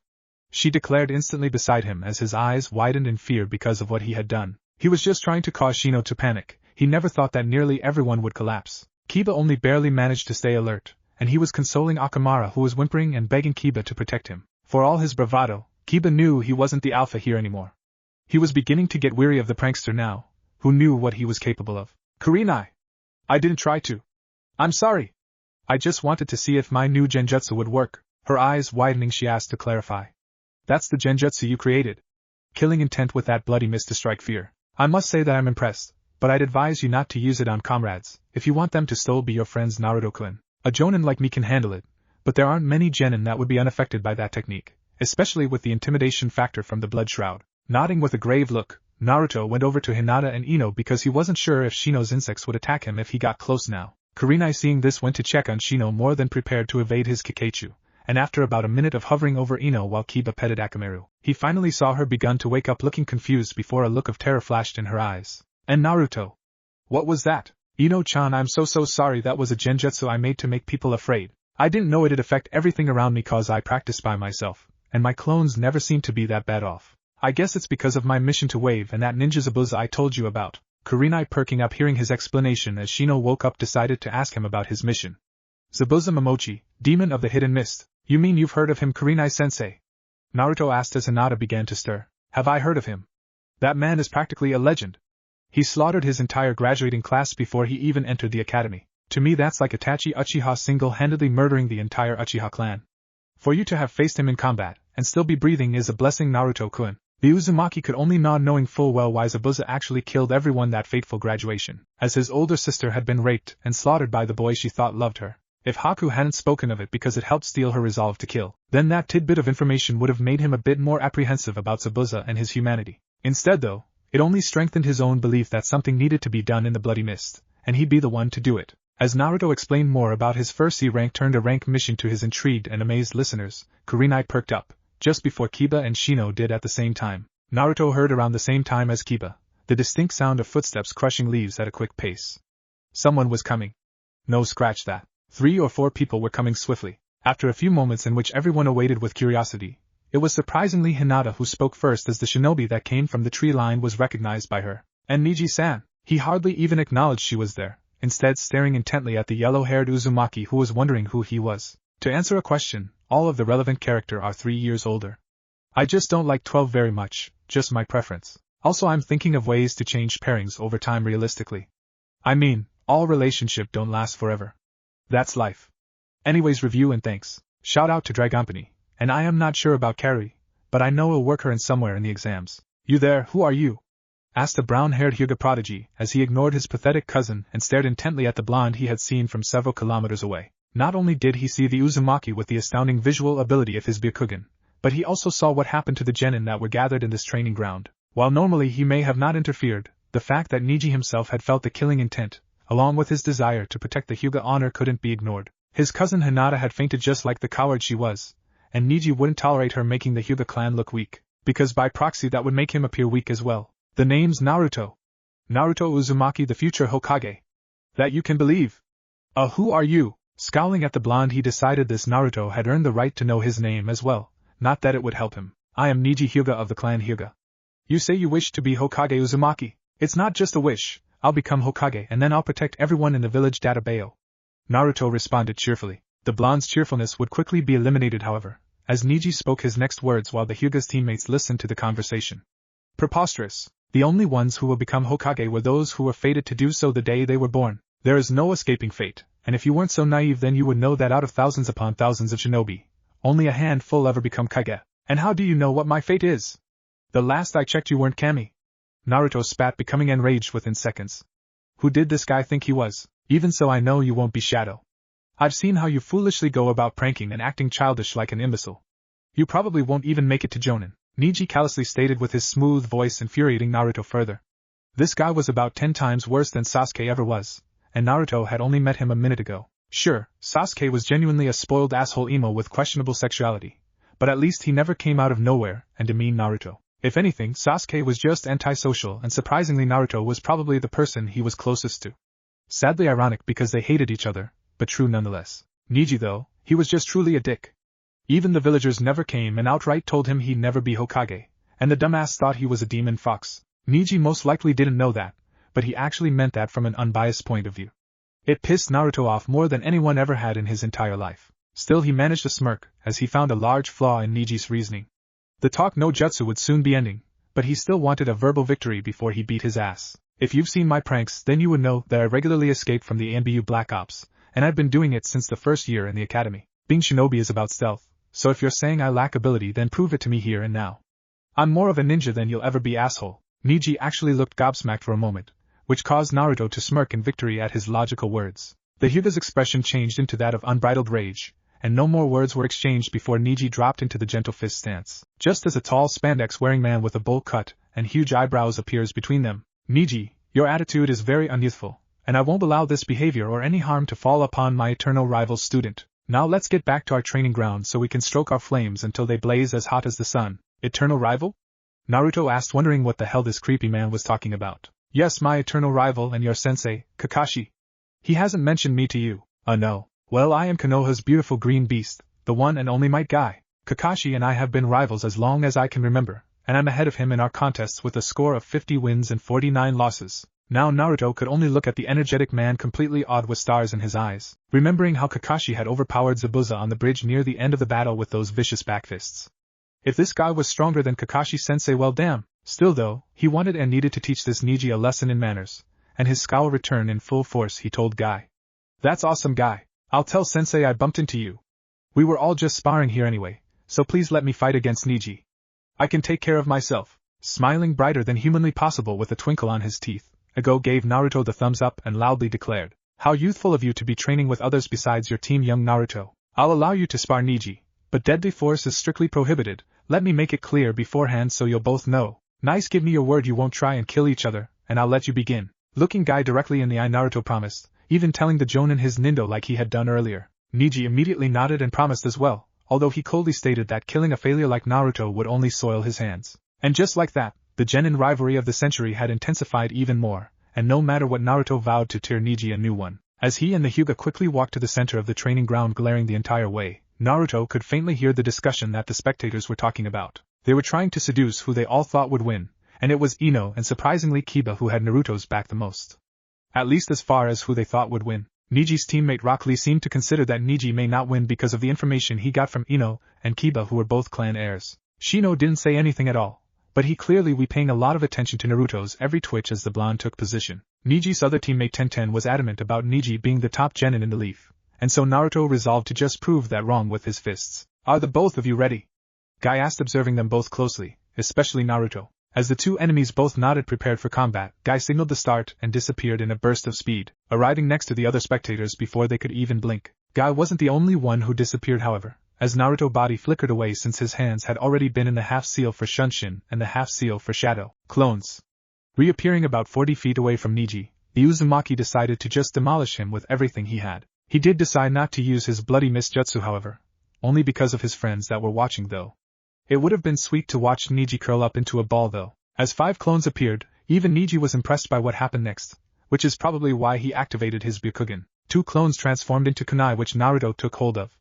The other 2 transformed into crows, flying towards Neji just a little jerky in their technique. The last clone just disappeared in a body flicker, appearing a moment later behind Neji about 30 feet from the Hyuga. As the clone behind Neji went through hand seals, the crows were just getting within range, and when they were close enough they changed back into Naruto already attacking. The first crow came and transformed into a skid like a baseball player, and it rose up into a powerful jumping knee strike that Neji sidestepped with ease. The other crow came from above and to the side, transforming already coming down in a strong roundhouse kick aimed at the Hyuga's skull. Ducking under the assault, the jumping knee clone used the other clones back to jump into 2 spinning straight kicks, but it was dispelled by the swift kick that Neji unleashed to intercept it. As Neji assaulted the second clone with a flurry of palm strikes, he only narrowly escaped the shaky water bullet that grazed his shoulder, causing Tenten to gasp in shock as Naruto actually landed a hit. Byakugan. And so Neji was now serious, no longer simply looking down at Naruto as a failure. No, Naruto was worse than a failure. He was a fool who thought he could defy fate, but that would be fixed very soon. His water bullet clone a bit drained because of his pure chakra control, the doppelganger charged with its hands and half seals, causing Neji to examine its approach with shock. Then the clone disappeared in a flicker, reappearing in a poof of smoke as 2 more clones appeared beside it as it led the assault. Naruto stood by and observed, holding his kunai clones as Neji tore through their clone attack, using his fingertips to jab the outstretched arms and legs of his clones when they tried to land hits. So he attacked the arms as well. That wasn't good. Naruto could see that beating Neji wouldn't be as easy as Kiba, no, not at all. But it was possible. The thing was, he couldn't use smoke to obscure his vision like he did with Sasuke team, and he didn't want to just overrun him with clones, although that was an option. He could probably end it right away if he used his bloody mist jutsu, but his friends were around and he didn't want to scare them all off, especially when Kurenai just told him he shouldn't use it on or around comrades. Even if he shine, Neji was too swift, and he'd be caught during the brief moment when he balanced himself. That basically left his kunai clones, crow clones, and the water bullet, since he assumed the hidden mist jutsu wouldn't work if the Byakugan threw it. While he was curious to test it out, he didn't want to risk giving this asshole the advantage. Thinking quickly as Neji burst toward him at high speed, Naruto threw the 2 kunai at nearly the same time, and the knives flew through the air while he used half seals, once more frustrating Neji. The first clone transforming was dispelled as Neji evaded its side kick, white tapping it without even turning his head as he continued forward. The second kunai turned into a clone, throwing an overhead double fist blow, but Neji evaded this as well while striking it without looking. He was focused solely on the original. Too bad, for Naruto had a plan, with a backup just in case. In a plume of smoke, a flock of 15 crows appeared, all of them flying toward Neji, who halted his advance momentarily about 20 feet away from Naruto. That was his mistake. Focusing using water chakra to multiply his saliva, the blonde did the traditional hand seals for the water bullet jutsu as the crows surrounded Neji, flapping their wings furiously to distract him outside of his reach. Half of them were struck by the lightning-fast strikes he used, and firing another shaky water bullet he watched in pleasure as it drew nearer and nearer to its target. And then he was sorely disappointed. Seeing the object rapidly coming toward him, Neji briefly gave it his attention, which was one way the first plan could have worked. Either the crows would distract Neji, and the bullet would hit, or the bullet would distract Neji, and the crows would swarm him from all directions while he made kunai clones to throw above and a few to Shunshin. As Neji spun his body around the water bullet, the crows instantly were upon him. But the problem was that they were blind because of the smoke from their own transformations. Neji didn't have that problem. The aggravated Hyuga was brutal and flawless in his decimation, sending flurries of strikes in all directions as he turned his body. All of the clones were annihilated, and Naruto frowned as he lost sight of the Hyuga inside of the smoke cloud while he used half seals again. He was suddenly forced to leap away when Neji capitalized on the smoke cloud, and threw a brace of shuriken that would have sunk into his torso had he not dodged. Now everyone was getting nervous because of what could have been a deadly blow, although the Jonin reserved judgment knowing that the shuriken weren't aimed for the head, and even had they hit, more than likely it would have been non-lethal. Still, it was getting intense to be a genin match. This was more like between Chunin at the Jonin exams. As Naruto rose from his roll after leaping away from the shuriken, he found Neji swiftly approaching at speeds formerly unseen during this bout, and he knew it'd be over unless he did it.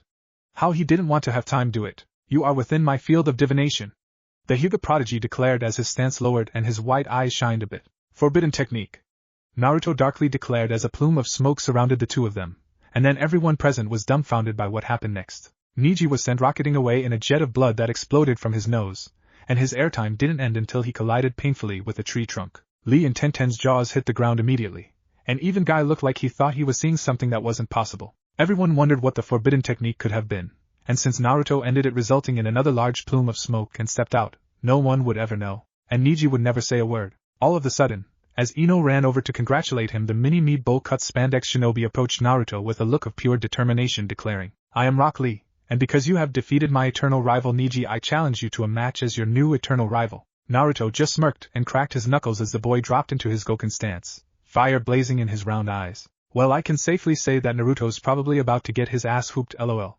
Review and thanks for reading. Exams coming soon. Within 5 chapters, I'd say. It started off with cracked knuckles, but it ended with cracks in various places on Naruto's skeleton. The blonde shinobi had bruised ribs, a dislocated shoulder, a contused elbow, and even a bad case of whiplash. That was his reward for facing the beast that was called Rock Lee. Ironically, his name was Rock, and Naruto felt like he had just been stoned by the entire Leaf Village. Twice. And the entire fight he hadn't really gotten close at all. After Ino backed away seeing that Naruto accepted Lee's challenge and wished him luck. Well, let's just say Ino may as well been Tsunade wishing the Uzumaki luck. Naruto, not knowing Lee's skill set, immediately shunned Shine for distance, already creating 5 shadow clones to test the spandex-wearing monster. And then Lee was upon him. It didn't matter that he had doppelgangers in between him and the green beast, the shadow clones kept Lee back about as good as a sheet of paper. The ninja slammed a barrage of fists into Naruto, and he didn't know how many times he got hit at first, but he was sure it was at least 20 times. All in the face, arms, chest, and stomach. Lee was so fast and direct that Naruto didn't even know his clones in front of him had been hit before he was assaulted. To say the least, it was very humbling, and the Leaf Hurricane kicks Naruto was hit with were the hardest blows he had ever received in his life. But as crazy as it sounded, Naruto wanted a rematch. As his eyes cracked open to see nothing but white, Naruto automatically knew just where he was from the familiar smell of cleaning solution and death. The Konoha Hospital. Rising from bed, already using a hand seals to use a body flicker, the Uzumaki was surprised to see all of Team 8, along with Tenten, Guy, and Ino. His eyes wide with surprise, he grinned to all of them while standing up and said, "Great fight, Lee. Let's have a rematch after I train some more." "How did you get so fast? Were you using Shunshin?" Everyone was taken aback at his nonchalant attitude, since they all kind of thought he would have been more hostile. The blonde was showing a lot of respect for Lee, and they all saw he was trying to better himself from his serious question. Naruto looked hungry for the knowledge, and the blonde seemed to eye Guy as well as Kurenai as if considering their ability. They could feel the respect flowing from him, and they all were endeared to his bright attitude. "No, Naruto-san, I can't use jutsu at all, and so I've dedicated myself to mastering taijutsu, and showing that hard work can pay off. Guy-sensei is the best teacher in the world to me, and because of him my flames of youth are scorching and only getting hotter." "That's awesome, Lee. Trust me when I say you'll show everyone how strong you are, and I know for a fact you'll be great. When I'm Hokage you'll be my top Jonin database. But I have to ask, if you can't use jutsu, why don't you focus in shuriken jutsu too? If you combine that with how good you are now, you'll be unstoppable." Lee looked like he had actually been significantly moved by Naruto's statement, and he passionately replied with a nice guy pose. "An excellent idea, Naruto. Now that I think about it, my teammate Tenten had devoted herself to shuriken jutsu, and is the best I've ever seen. She can throw anything, and expanding my expertise would only make me stronger. When you're Hokage, I'll defeat every missing nin single-handedly with my hands behind my back, and I'll always keep you on your toes so that your flames of youth never diminish. Well, when I'm Hokage there won't even be any missing nin because I'll have already beat all of them without even leaving the village. You better stay strong enough to give a challenge, or I'll assign you endless D ranks until you improve." As the two started declaring grander and grander feats that they would accomplish together, Guy actually burst out in a flood of tears that couldn't be contained within him. They all saw how serious the two genin were, and somehow they knew that both of them probably would accomplish what they were saying. Naruto had basically defeated Kiba, Shino, Ino, Hinata, and Neji consecutively, although Ino and Hinata had been indirect. While Naruto knew a win was a win as far as Neji was concerned, a large part of him didn't like the fact that he won with the harem technique. It was true what Gigi said, the jutsu sexy jutsu was deadly. But Naruto wanted to be strong like Lee and be able to use jutsu instantly. Then he'd be so strong he could test himself against the old man. Tenten, cutting into the conversation, feeling compelled to get to know Naruto for some reason, asked, "Say Naruto, are you interested in shuriken jutsu?" Turning to the brunette beauty with a foxy smile, he said. Of course I am. I've been trying to learn to use needles for a while, but they're so damn hard to use. Are you any good with them, Tenten-chan? He got his answer when a needle suddenly appeared in her hand out of nowhere, and he barely saw her hand move before it was sticking directly out of a mosquito that had just flown in the window. Naruto was completely enraptured by her skill, and no one failed to see the slight blush he had when he asked her with puppy eyes. Ten-chan, won't you please teach me pretty please? I know. I can be a moving target for you by using my shadow clones, and I can work on dodging while you teach me how to throw. How about it? Watching the bun-haired girl, while he failed to see the hint of jealousy coming from every other female in the room, Naruto nearly started bouncing around in happiness when she said, Let me think about it. Yeah. This is great, it's exactly what I've been needing. Maybe you could help me pick up my weapons after we train. It's always such a hassle that I haven't been using my best techniques all the time. The Uzumaki thought Tenten had a familiar aura about her, like he already knew her, and he didn't really know why. He just knew that she was pretty cute, and he found himself wondering what she looked like with her hair down. Awesome, let's get started as soon as possible if you can. Maybe we can do it around the time I meet with Kurenai-sensei and get my lesson. I can't wait. Hey Kurenai-sensei, when do you want to meet anyway? The red-eyes Jonin found herself very happy Naruto remembered her offer, and she quickly told him with a beautiful smile that could kill. Well, maybe we can meet around sunset tomorrow, Naruto-kun. That is if you're ready. Are you hurting anywhere? It's only been about an hour and a half since you fought. Rubbing the back of his head, Naruto quickly replied. Lee got me pretty good, didn't he? I can't let my subordinates be stronger than me, so I'll just have to improve until I can match his flames and surpass him. Don't worry though, I can already feel myself healing and I'll be fine by tomorrow morning. Kurenai, smiling and ignoring Guy's endless tears, was surprised when Naruto formally bowed to Shino, Hinata, and Ino, telling them, I just wanted to say I'm sorry again for that genjutsu, guys. I still want to fight you, Shino, and I never got to see your real skill, although you did make me a bit nervous at first. Shino, straightening his posture a little, told Naruto. Think nothing of it. Why? Because it is logical to assume that I may face something similar someday. I was going to ask you if you would show me how you did it, but only if you feel like you can reveal this knowledge to me. Naruto didn't even think about it before nodding. He would need Shino strong in the future after all. In fact, he was going to try and take a vested interest in every shinobi he met, since they'd all be working for him someday anyway. It was actually one of the most important things he could do if he really wanted to be leader. Yeah, I'll show you. I think it'll go well with your style. You could distract your opponent and sneak your Kakachu around to their side. It could work well with you too, Kiba. Hey Guy, can I ask you something? Well, 3 things. As Kiba looked a bit surprised that Naruto was offering to help him get stronger, Guy's tears finally lessened and he sniffles before relying in the positive. First, how long have you been training Lee? I've been fanning Lee's flame for about a year now, Naruto. Why do you ask? It's just Kakashi-sensei hasn't really taught me anything other than tree walking, and he only did that so we'd survive our last mission. My other questions are, what is that taijutsu that Lee used, and I want to know how I can get that fast. I'll work hard, I promise. And I won't bother you, I just want some pointers so I can train myself. I'm used to looking after myself anyway since I'm an orphan. There was an uncomfortable silence in the hospital room for a few moments, until Ino exclaimed. You mean you got that good by yourself, in 2 months? You were the dead last, and you just beat last year's Rookie of the Year without even taking a hit. Bull cut aside, what you did was so cool, Naruto-kun. Blushing and smiling, Naruto replied. Thanks, Ino-chan, I've just been working hard like Lee-san. You know I can help you get better too, if you still want to train with me. Now Ino had a faint blush, and seeing her chance to tease, she quickly said. Geez, Naruto, asking me on another date, You must really have a thing for your Ino-chan? Naruto couldn't deny he was turned on by the look she gave and her tone when she spoke, and the boy was only saved when Guy spoke up. Such is the youthful flame of love. About your questions, Naruto, the taijutsu is called Goken, the strong fist. As far as speed, I just suggest you pick up some weights and train yourself to the maximum. Lee and we do hundreds of laps around the leaf in the morning as a warm-up, and then after a small snack we get to the good stuff. Feel free to join us in the mornings if you like, and I'll try talking to Kakashi about training you more seriously. Ino got a tick mark while Kurenai, Hinata, and Tenten glared at the girl while Guy spoke to Naruto. As the boy promised to start joining them on their morning exercises, Kiba also voiced his desire to join and not wanting to be outdone by Naruto. Then Naruto and Guy began discussing taijutsu, with Lee and Kiba joining, and Shino even said a few things. The bug user also decided to join in Guy's morning exercises, and while Ino kind of wanted to, she just couldn't imagine hundreds of laps around the leaf. Things began winding down as they left the hospital together, Ino talking to Tenten and Hinata, and she surprisingly turned the 3 into a small group. It seemed Ino had the same charisma Naruto had, if a little less. Naruto chatted away with Kurenai and Lee, which made Guy happy to see his young apprentice make such a good friend. Lee almost had no friends at all, and even Neji and Tenten kept him at arm's length because of his quirks. Naruto didn't care, he just respected the boy's strength and was humble enough to ask for help and even give advice. After denying Ino, Tenten, and even a curious Shino information about his forbidden technique with a sweat drop present. Naruto invited them all to Ichiraku ramen, saying it was all in him. He was disappointed when Guy said he needed to train his team, much to Tenten's chagrin and disappointment. The bun-haired girl hadn't really gotten to talk to Naruto much, but she resolved to get to know him when they trained the next day. Kurenai also said she needed to get back to training her team, especially after seeing Guy's team in action. Naruto was a bit depressed when she told him to rest up instead of joining them because of his injuries, but he brightened up knowing he'd see her the next day. She even said she'd go to Ichiraku with him before her lesson. That just left Ino, but as if by some act of kami, one of her family members found them on the way and said her father was looking for her. Now it seemed he was on his own. After deciding to just shunshin there, he arrived a few seconds later in front of the stool that all but had his name etched into it. And Naruto-kun. Is that you? How did you do that? And nice clothes. Looking into the familiar brown eyes of his older sister figure, I am Ichiraku, Naruto gave her his biggest, brightest smile and answered. Hey, I am Nei. It's a ninja thing, but I can show you sometime if you want. And thanks, it doesn't have a lot of orange besides the flames, but I kind of like it. Now let's get down to business here.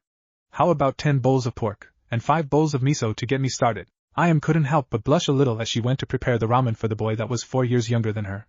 When did he get so cute? Was it really just the clothes? Naruto seemed a little different somehow, like he had grown up suddenly and was more of a young adult than the boy she was used to. Maybe it was just her imagination.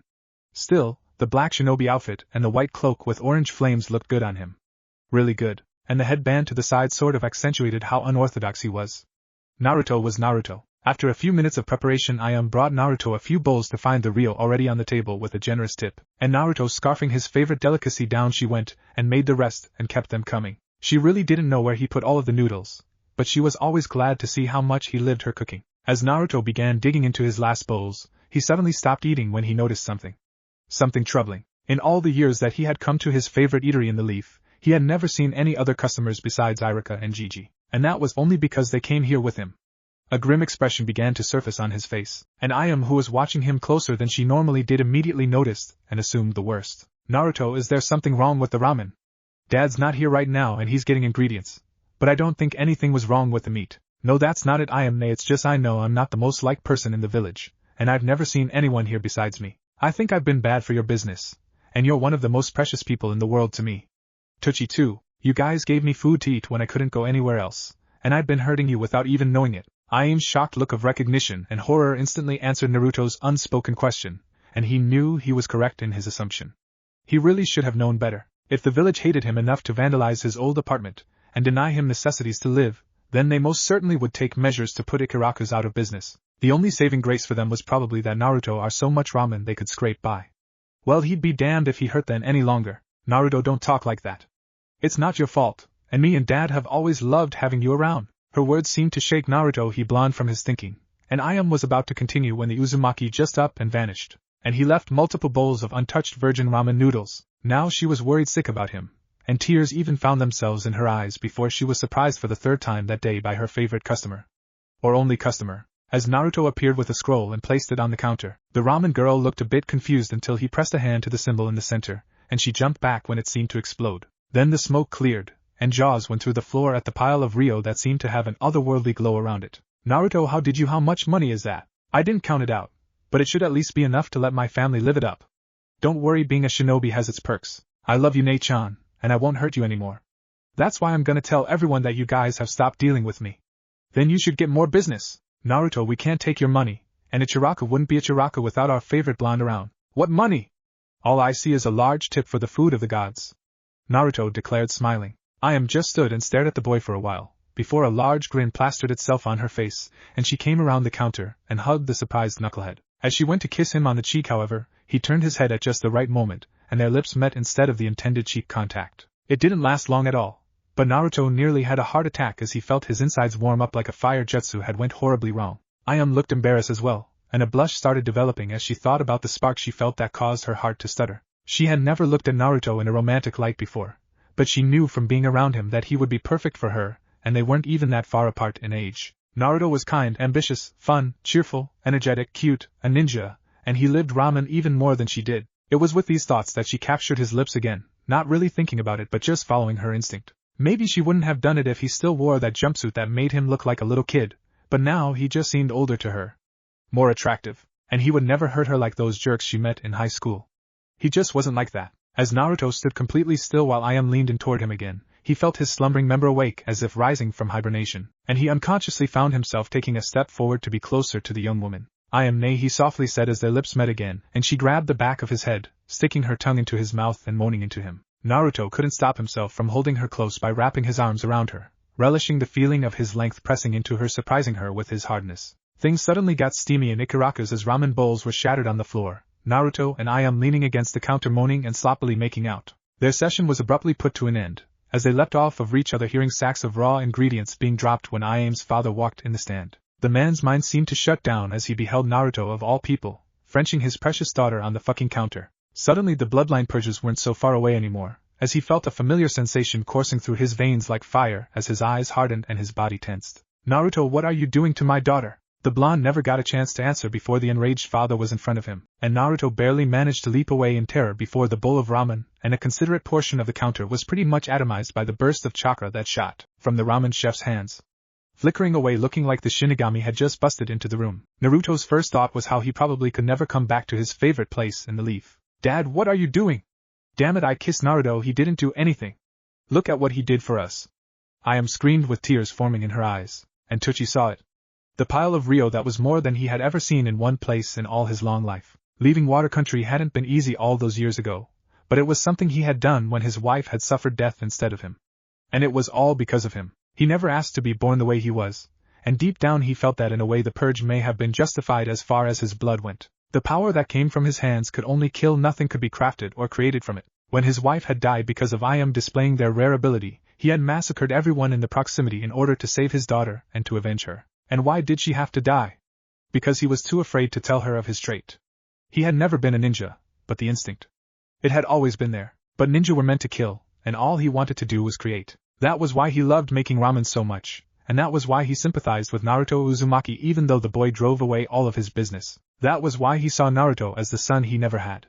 And he had just tried to kill him with his cursed hands in his foolish bout of anger. As Ayam explained everything that had just transpired, Tucci knew he had just made a huge mistake. He already knew Naruto would make a great husband for his daughter, as he had known the boy for most of his harsh life. If Naruto could withstand all of the hatred the villagers gave him and still remain so strong and kind, then he definitely had the patience to deal with his daughter's quirks, which were something that seemed to be in the blood. He hadn't felt this guilty since his wife died, and staring at the Rio while he stormed off, he prayed to Kami that he'd get the chance to apologize. Maybe he could see the Hokage later. He was close to Naruto after all. As Naruto appeared in his apartment suddenly, all the clones that were reading through the bingo books like fiends suddenly looked up to him with peculiar expressions before dispelling.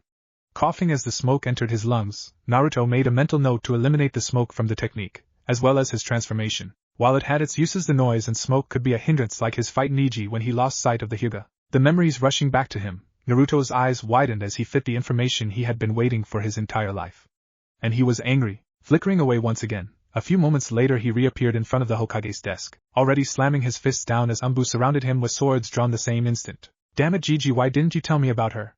Naruto screamed at the top of his lungs with a dangerous glint in his eyes. The Hokage, for all his prowess, was actually a bit shaken by the raw emotion Naruto displayed, his blue eyes watery with confusion and looking betrayed. "Who, Naruto?"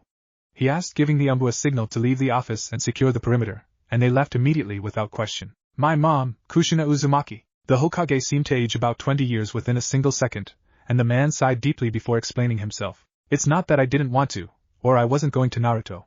Your mother was both the heir to Whirlpool, and a renowned kunoichi who had many enemies during the war. The fact that she was an Uzumaki skilled in Fuinjutsu made her a top target to Kumo and IWA, since they banded together to destroy the Uzumaki clan in a time of peace. If they ever found out you were her son, then they'd surely send assassins for your head, or they'd try and kidnap you to use you to revive the Uzumaki in their villages. So what? You could have at least told me about her, and what she was like. You could have taken me in and trained me in sealing, instead of leaving me to think I was just some unwanted orphan with no family. I had to find out about her from an old bingo book I got from a ninja that tried to kill me." Sarutobi flinched badly from the boy's cutting words, knowing full well that he should have done those very things. There was nearly nothing he could do to make it up to his surrogate grandson, and as he seemed to age even more he sadly told Naruto, "I can't tell you how sorry I really am, Naruto. This old man has made many mistakes. And you're right, I didn't train you because of my duty as Hokage, and I'm always so busy doing this cursed paperwork I never was there for you like I should have been. Please forgive me." Naruto seemed to calm down a bit at Hiruzen's disheveled appearance and somber apology, and with a look of confusion he bitterly asked, "Paperwork? I could take care of this paperwork without even having to touch it with my own hands.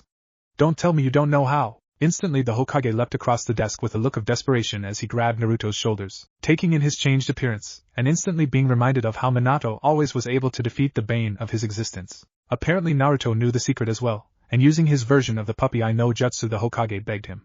You know how to kill these papers. I'll do anything, just please tell me how. Taken aback by the abrupt display of insanity, Naruto quickly turned this to his advantage with a peculiar look, and replied.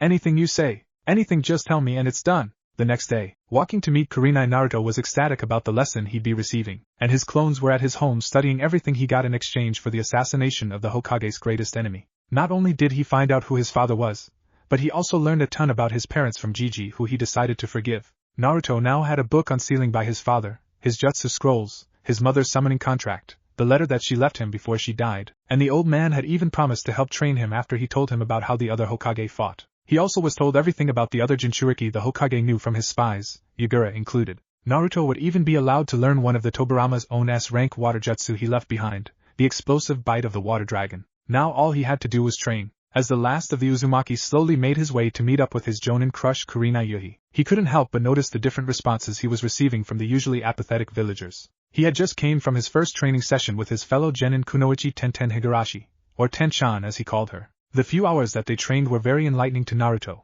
as he learned that the girl truly was the best of the best in the art of shuriken jutsu. And learn he did. Tenten's weapons fetish transcended the bounds of sanity, as once she was able to finally cut loose, Naruto had never seen his shadow clones so terrified in all his occasions of using them. Even Zabuza's killing intent failed to compare with the madness she unleashed from her sealing scrolls, and her laughter while slinging blade after blade would permanently be etched into his memory. Other than that, she was pleasant to be around. He had managed to correct his throwing form a little, although he was far from even being able to throw a single Senbon needle in combat. Tenten had actually suggested he give up trying to master Senbon, and instead focus on the much easier usage of shuriken. After hearing her reasoning, he decided to listen and learn to throw shuriken better first, but he damn sure wasn't going to give up on throwing needles. It was something to remember Haku with, and the fact that it was more difficult than both using shuriken and kunai added an alluring challenge that he couldn't ignore. Besides, if he could aim a tiny needle precisely, then his aim with deadlier weapons would also be spot on. While they mostly trained, Naruto did get to know her a little, and he found that she did indeed have a lot in common with him, particularly her love and devotion to the ninja arts, and her strong interest in sealing jutsu. They'd be meeting again tomorrow at the same time, and he definitely was happy to have the opportunity to bond with her some more. Earlier that morning the old man had asked him a lot of questions concerning his skill and goals, and afterward the Hokage gave suggestions while creating a new training regimen for Naruto. Tomorrow morning Gigi would be applying a resistance seal to increase Naruto's speed, and the old man certainly had some interesting techniques that he would be taught. Mainly the chakra shield technique, a skill that utilized the principle of tree walking for defensive purposes. The blonde thought he understood the mechanics behind it, since he could vividly remains failed tree walking attempts that ended up propelling him away instead of making him stick with chakra control. It was basically the opposite of that, and it would be projected around the entire body instead of just the feet. The Hokage also would be assisting Naruto in creating a kenjutsu style for the Kubikura Bocho, and he would even be helping Naruto learn to synchronize with his new summons animals, the hyenas. The Uzumaki still hadn't summoned yet because he had been pretty low on chakra because of using so many clones to train all the time, and after trying once the previous say he passed out from exhaustion. It was amazing how things had turned around for him so quickly, and gauging by the looks he receiving, even the villagers were seeing him in a new light. Especially the women. If Naruto had to guess, he'd probably say it was because of his new look, which was strikingly similar to the fourth Hokage, his father Minato Namikaze. He had mixed feelings about the man that had sealed a demon into his own son to protect the Leaf Village, but even still he was happy he at least knew who his dad was, and he was the man he had looked up to the most while he was in the academy. The villagers seemed to see the close resemblance, and while a few were too shocked to even speak, a few of the more vocal ones had seemed to think the demon was invoking his image, as they so eloquently put it. But the ladies, well, even Naruto had begun noticing the looks he was given were those of lust, and as stated before, he wasn't the sharpest knife in the drawer, but he was getting better. Regardless of all the attention he seemed to now effortlessly be getting, his mind was on his goal. Yugura. After being shown the Three Tails Jinchuriki's picture, Naruto couldn't have been more surprised at how young the Mizukage was, and learned that he was both the youngest Kage in history and the only Jinchuriki Kage in history, and so the one-sided grudge had deepened into something that couldn't be described with mere words. Only bloodshed would suffice. Yugura had spat on everything that Naruto had dreamed of, and therefore had offended Naruto more so than even Neji could ever hope to. That was what drove him to get stronger now, and so even while he himself slept he had clones out and about training or studying. finally arriving at training ground right as the evening sun descended behind a beautiful orange-tinted cluster of clouds. Naruto briefly wondered if Shikamaru was watching the cloud formation as his instructor in acrobatics sauntered to where H was waiting. He only barely restrained the gasp as he took in her appearance, the dimming light seemingly to glow around her as if it was a genjutsu. There was no way she could have been that gorgeous naturally, and yet there she was in front of him. A humongous blush appearing as Kurenai made herself known, Naruto tried and failed to suppress it, and just opted to greet her with his biggest foxy smile. "Hey Kurenai-sensei, it's good to see you didn't forget about me. It's beautiful out, isn't it? I mean, look at all that orange." Kurenai couldn't help but blush, catching what Naruto was about to say before he caught himself and changed the subject, and she examined the sunset as he was doing, since he seemed to be trying to avoid staring at her. She wouldn't have minded if he did stare, no, not at all. "Hey Naruto-kun, it's good to see you too, and how could I forget about my favorite genin in the leaf? I swear when you pranked the entire Hyuga clan and scattered their underwear around the village, I never laughed so hard in my life." Recalling that legendary incident made the blonde chuckle in nostalgia, and after the two made small talk about a few more of his infamous pranks, he decided to tell her. "Say sensei, I know I said I'd treat you to Ichiraku ramen, but I was thinking we could go somewhere else instead. Maybe you know a good place." She only barely caught the tinge of sadness that he let slip as he mentioned Ichiraku's, but since she was aware of the treatment he received around the leaf, she decided not to push. Besides, she had the perfect tea spot for them to go to after her lesson, and she was sure he would enjoy himself. "Actually, I know a perfect place for us to relax at Naruto-kun. Now are you ready for our first lesson?" Seeing him nod, she inwardly smirked and started things off by telling him stretch, being sure to give him a thorough demonstration by arching her body as if about to flip backward on both hands. While Naruto vehemently opposed perverts and unusual denied any thoughts from festering, the sight of Kurenai bent over backward was enough to nearly make his nose gush his precious red life fluid. A tent made itself present in his pants almost instantly, and now he found himself in a debacle. If he bent over backward as well, it'd be the most conspicuous embarrassing thing ever, as he was sure that the jonin would take notice. It was with these thoughts that he quickly excused himself, saying that nature called, and the only thing he could do was envision a steamy bowl of ramen while he stood behind a tree to distract himself while he calmed down. Little did he know that Kurenai already knew what she had done to him, and the kunoichi was smirking in triumph at the reaction she got from him. Over the course of an hour or so, Naruto seemed to need to relieve himself several more times after the first, but he did manage to improve his movement in that short time. Kurenai had fixed his form so that he now did the basic backflip on his hands, and front flips in which his hands didn't touch the ground. As far as his side movement, he just did simple cartwheels, and he also spun around, which granted him swifter agility. Spin like Haku or Tobirama side movement in Ultimate Ninja Storm. After Kurenai was satisfied with his progress and made sure his form didn't slip back into the sloppy technique that it was previously, the two ninja made their way to a restaurant that Kurenai was familiar with. Naruto admittedly was extremely nervous, and it actually wasn't for the reason one might assume when you're going out with the Ice Queen of Konoha. His apprehension stemmed from his terrible treatment, and he didn't know if the restaurant would even let him in at all. With all the glare he was getting, he wondered why Kurenai would even risk being seen with him. He didn't know for sure, but he thought she was old enough to know about the Kyubi, and even if she didn't, she was observant enough to notice his harsh treatment. She didn't seem to care, however, and as they made small talk during the brisk walk, it was amazingly easy to keep conversation with her. They mostly talked about genjutsu, and Naruto also talked a lot about why he wanted to be Hokage.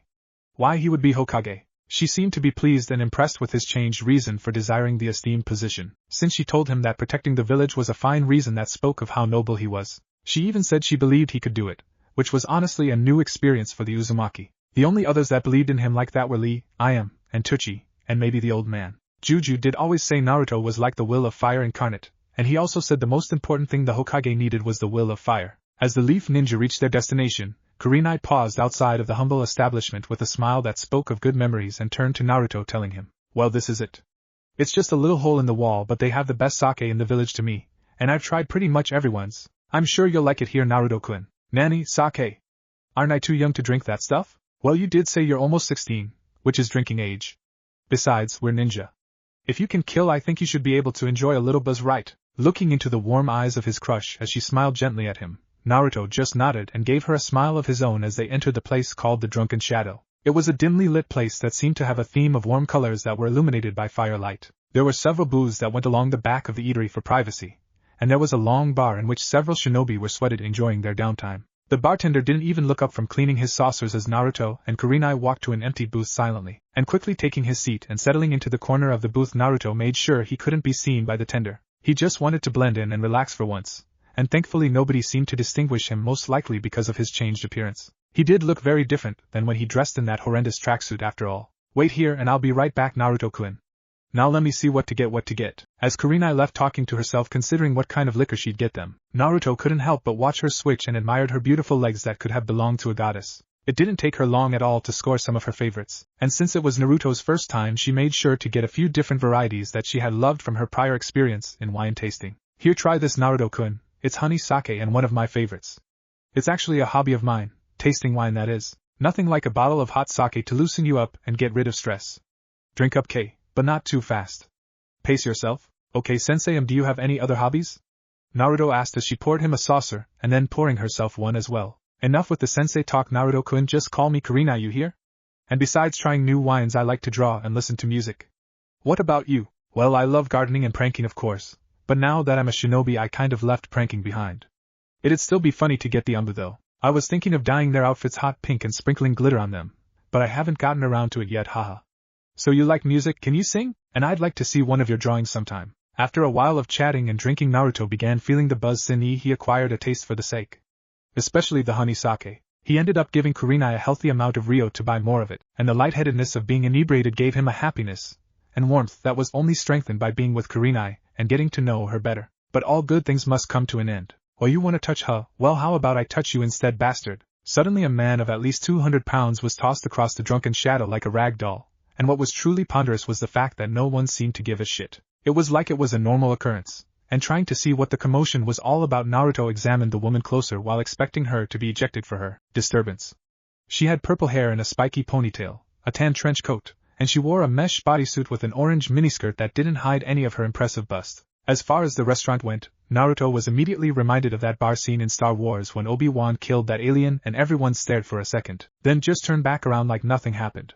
Nobody even tried to help the poor bastard she demolished to the hospital, and Naruto could have sworn he saw a bone broken under the man's skin due to the unnatural angle his arm was bent in. All of this happened within a few seconds, and Kurenai had nearly made it back to the booth before the woman seemed to recognize her with a large smile. Kurenai, for all her ability as an elite jonin, looked absolutely horrified for some reason. Hey Nai-chan, what's up witcha? Inwardly cursing her luck since Anko saw her despite her trying to use the booth as cover, Kurenai greeted her best friend and fellow kunoichi Anko Mitarashi, who somehow had pulled a stick of dango out of thin air and ate it in one nutritious even chewing. Then, to Naruto's horror, along with several other males in the vicinity, she chucked the skewer, sinking it into the unconscious man's groin without even looking. Hearing the pain moan, Naruto winced, as did several others, and Kurenai, seemingly unaffected, just sighed and closed her eyes incredulously at her friend's behavior. Then Anko, who took a bottle of Naruto's wine, drank straight from the bottle before noticing him and asked, "Hey, what's up with Blondie? I thought you were dating Asuma. Guess he didn't have enough balls, huh? So you went and got a boy toy him?" Kurenai just rubbed her temple as she tried and failed to calm herself down, and Naruto, being shocked beyond belief at this woman's brazen personality, exclaimed, "Hey, don't talk to Kurenai-sensei like that, you crazy lady. And that's my sake, damn it." Smirking and taking another exaggerated chug, Anko looked to Naruto and told him, "And, you obviously got enough to spread around, shorty, and besides I'm thirsty after a hard day's torture." Now Naruto was getting pissed. Nobody insulted his height like that. And who did she think she was taking his drink that he just bought? Hand over the bottle and we won't have a problem. And I'm not short, I'm 5 feet 6 inches, damn it. Who do you think you are, coming here and taking my stuff and talking shit, you psycho? Now the woman was perched on the tabletop exactly like Naruto had done so long ago when he got in Sasuke's face when he was in the academy. And little did he know the result would be exactly the same as before. "I'm Anko fucking Mitarashi Konoha, sexy deadly jonin kunoichi assassin extraordinaire Gaki. Who the hell are you?" Now several other customers in the restaurant began inching away from what was sure to be a terrible, terrible murder scene as Naruto stood up face to face with Anko, and with a glare of enormous magnitude he declared, "I'm Naruto Uzumaki, future Hokage, and you better believe you'll be doing nothing but D ranks when I'm your boss, you damned." As a dish broke in the booth behind Naruto, the drunk blonde stumbled forward in surprise, and suddenly he tasted dango and liquor as his and Anko's lips smashed together. Now people started to rush out the establishment like a bomb threat had been called in by Deidara himself, and time seemed to stop as the two just kept still with their lips locked for what may have been years. And then Anko moaned. "Anko!" As the assassin turned her head to Kurenai, she saw the look in her eyes she had only seen once before in life. The look she had seen right before the genjutsu that had scarred her mind for months. The genjutsu that still sometimes haunted her dreams to this very day. Leaping away as Kurenai finished her lightning-fast hand seals, it was instead Naruto that took the brunt of the deadly attack. My eyes. Blood flowed from his eyeballs like Itachi using Mangekyo as he beheld the image of a naked guy making out with the wrinkly form of the Hokage. Naruto slumped to the ground and appeared to killed in action. If only things would have been that easy. Haha, love this chappy.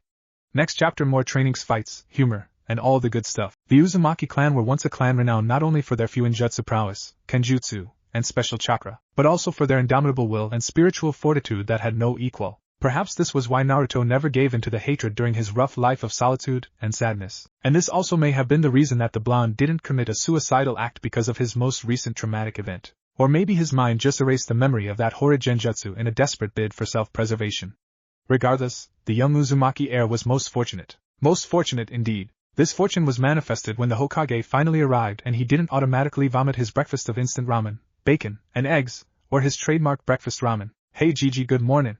It's about time you showed your old coot, now let's get to summoning. Naruto had awoken early in the morning, barely remembering the day before, although he did recall his date with Kurenai and kissing some crazy Anko chick accidentally. He also still retained his acrobatic lesson thankfully, since that was the main reason he met Kurenai in the first place. He didn't know why, but he had the strangest dream of seeing the Hokage and Guy making out, but with the way he obliterated this vision at least he came out relatively unscathed. His eyes hurt for some reason though, and he wondered how he made it home after getting drunk. He didn't remember parting ways with his crush, but he figured she must have shunshined him home or something. Good morning Naruto. Yes, let's begin. I have some arrangements that need to be taken care of later, so I'll be leaving you to your own devices after a while. What Naruto didn't know was that those arrangements involved peeping like a certain Sannin spy master, but he didn't know couldn't hurt him.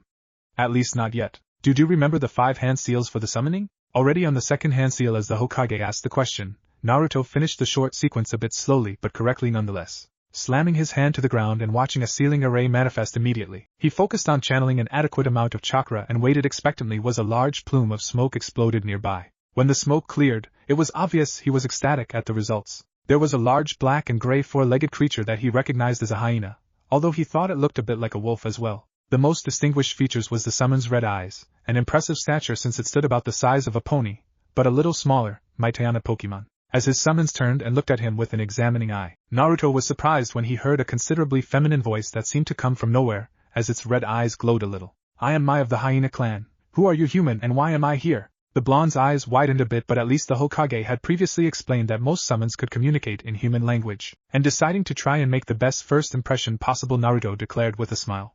I'm Naruto. Naruto Uzumaki and your new summoner. It's nice to meet Mai-chan, and I wanted to learn how to work together with you. Naruto Uzumaki. My family hasn't been summoned by an Uzumaki for many years, and my mother has said that her partner was Kushina Uzumaki. Do you know of her? Naruto, getting a bit depressed, responded almost immediately, informing her. Yes, she was my mom, but she died when I was born. I'm sorry to hear that. It is most unfortunate. My mother held her in high esteem, and she brought my clan much glory. Her prowess was legendary, and as her son I assume that you are also capable as well. I will assist you in any way I can, but if you don't mind, could you give me some barbecued meat when you call upon me? I've been curious about it ever since I was just young, and my mother spoke so fondly of it. Sure thing, Mai-chan. I'll get you some right now, in fact. Naruto beamed, creating a shadow clone with a half seal. As the clone flickered away after Naruto gave it some ryo, Naruto, turning to the Hokage, asked him. Alright, so what now, Gigi? You gonna summon a monkey or something, right? Correct, Naruto. However, why don't you ask Mai-san what abilities she has first? That way we'll have a place to start in understanding how you can work in tandem with her. Nodding his head in agreement, Naruto voiced his question, not knowing what to expect at all. Mai then answered. My expertise lies in the art of illusions and tracking, along with crushing bone without breaking the skin with my teeth. The way of the crushing bite was passed down to me by my mother, and I have taken it further by incorporating illusions to gain advantages. Would you like a demonstration, Naruto-sama? Naruto, practically bouncing around in excitement, nodded his head vigorously, giving her the go-ahead, and he was amazed at what was shown to him. Mai, crouching down slightly, took off at high chunin speeds, disappearing for a moment and reappearing in front of a training post with arm and leg extensions jutting out from its sides. Then she dashed to the side, while a copy of her circled the other side. Then it was revealed that what Naruto thought was the real Mai was an illusion, and the other one bit cleanly through an arm with ease, tossing the wood away. Then she turns to Naruto, and starting to laugh menacingly, and the sound seemed to echo as the boy started hearing footsteps as if enemies were approaching from all sides. Then she faded out of existence again, although the Hokage seemed to sense her presence as she reappeared with a roar that shook Naruto a bit, and made him cover his ears from the sound. Then he was truly shocked when she was just in front of him, licking his face in a display of friendship. Wow, if he had been an enemy he would have had his skull crushed. Whoa, Mai-chan, you're the coolest ever. With you at my side I'll be Hokage in no time, Databayo. I agree that was impressive, Naruto. From what you've told me you have learned the hidden mist jutsu, and so I believe that Mai-san can be of great assistance with her tracking from a concealed position. Please perform the technique so that I can ascertain how effective it can be. I'll create a clone for her to target. And so for the next few hours Naruto learned everything he could about his new summons abilities, and more about the other summons he could call upon. It seemed that Mei's older sibling was the boss, but Naruto couldn't summon her until he got stronger. Much stronger. After the Hokage applied the resistance seal and set it to the first level, the aged leader left the blonde to his own devices as he said he would. Naruto needed to get used to the seal anyway, and as the first level was akin to wading through water, he moved at a much slower pace. The second level would be more like a thick syrup or molasses, the third mud, the fourth like damp sand, and the fifth and final level like concrete. The last level would actually require constant usage of chakra in order to move at all, which would increase the reserves and make body-enhancing techniques like Shunshin much more effective. After Gigi flickered away from the private training ground that they met at to handle his business, Naruto, seeing that it just turned noon, decided to see if Ino was in the flower shop. He enjoyed hanging out with her, and he felt they actually had a ton in common, especially their personalities and love of plant life. He just wished she wouldn't mess with him so much with her flirting, but it was definitely better than hearing about Sasuke team. After a long and tiring walk to see his friend, Naruto entered Yamanaka flower shop and immediately smiled seeing that she was indeed behind the counter fiddling with her hair. He couldn't help but gasp because of what he saw. In all his years as an academy student and Ino's classmate, he had never once seen the blonde kunoichi with her hair down. She was absolutely gorgeous. Hearing the door jingle as Naruto entered and stared at her with a blush momentarily, Ino seemed to move in a blur of speed as her hair was once again in its usual style, to the disappointment of Naruto. "Hey Naruto, what's going on?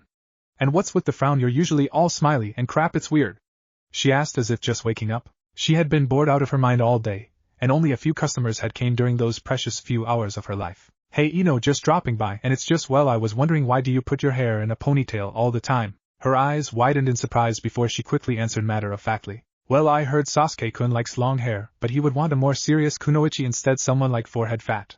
"Why do you want to know?" Frowning at the mention of Sasuke, Naruto then blushed when he answered without thinking about it. "You look even more pretty with your hair down. I thought you were a tenchi when I first saw you." Ino, turning a deep crimson, found herself speechless at Naruto's compliments before he fully registered what he told her, and blushed as well. The Yamanaka heiress couldn't even tease him as she turned away from him a bit and asked, "So do you need any more bamboo seeds or anything? I know you've bought a ton of them, but if you need more it may take a few days for us to get some." Thankful that she changed the subject, Naruto replied happily. Not yet, but I'll still buy some whenever you get more. In fact, I'll buy all of them, so get as much as you possibly can." "Oh yeah, and can you separate the clustering kind from the ones that spread? I'll personally give you a huge tip if you do." "Sure thing, but how do you have so much money?"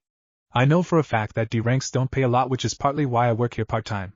"Now spill," she asked, crossing her arms trying to glare at him. Rubbing the back of his head, looking a bit sheepish, Naruto cryptically answered, "That Ino-chan is top secret, but I will say that it was sort of an inheritance. But that's all you're getting out of me." Huffing and mumbling something about stupid blondes, the conversation turned to the subject of D-ranked missions that were the name of every genin's existence. Mainly the Torah retrieval that often ended with multiple shallow wounds and bruised pride, along with a passionate hatred for everything feline. After about an hour a customer entered and Naruto left, not wanting to drive away their business, much to Ino's confusion and chagrin. Naruto was growing on her and actually becoming one of her closer friends, especially considering no one else really bothered to just visit her at all. Even her childhood friends and teammates usually just kept to themselves.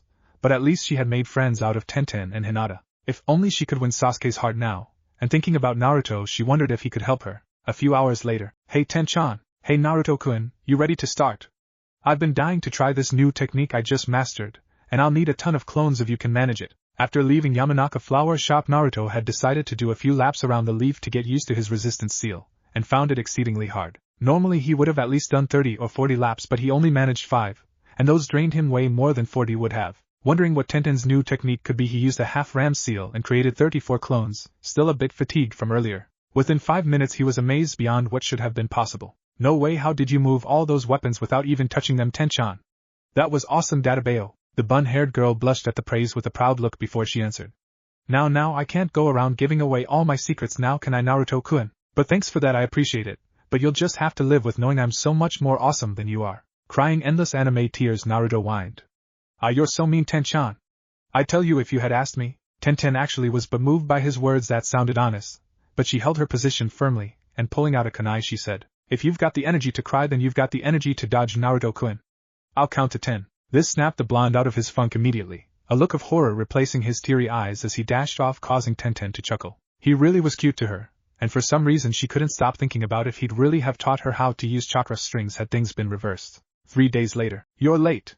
Naruto and Sakura screamed in unison at their Jonin sensei Kakashi's tardiness. The man was so late that he might as well have just not come at all, and his dumbass explanation didn't make anything better. Sorry, it's just that on my way here I helped this little old granny across the street when she asked me to, but it turns out she was actually a missing nin with a vendetta against me. Even Sakura was speechless at the excuse, and words couldn't be formed by anyone present to press the issue, so Kakashi just told them to run some laps around the training ground. The last few days had been a bit enlightening to Naruto, especially since he had decided to don his old orange jumpsuit again in order to throw off everyone for a while, especially Sasuke.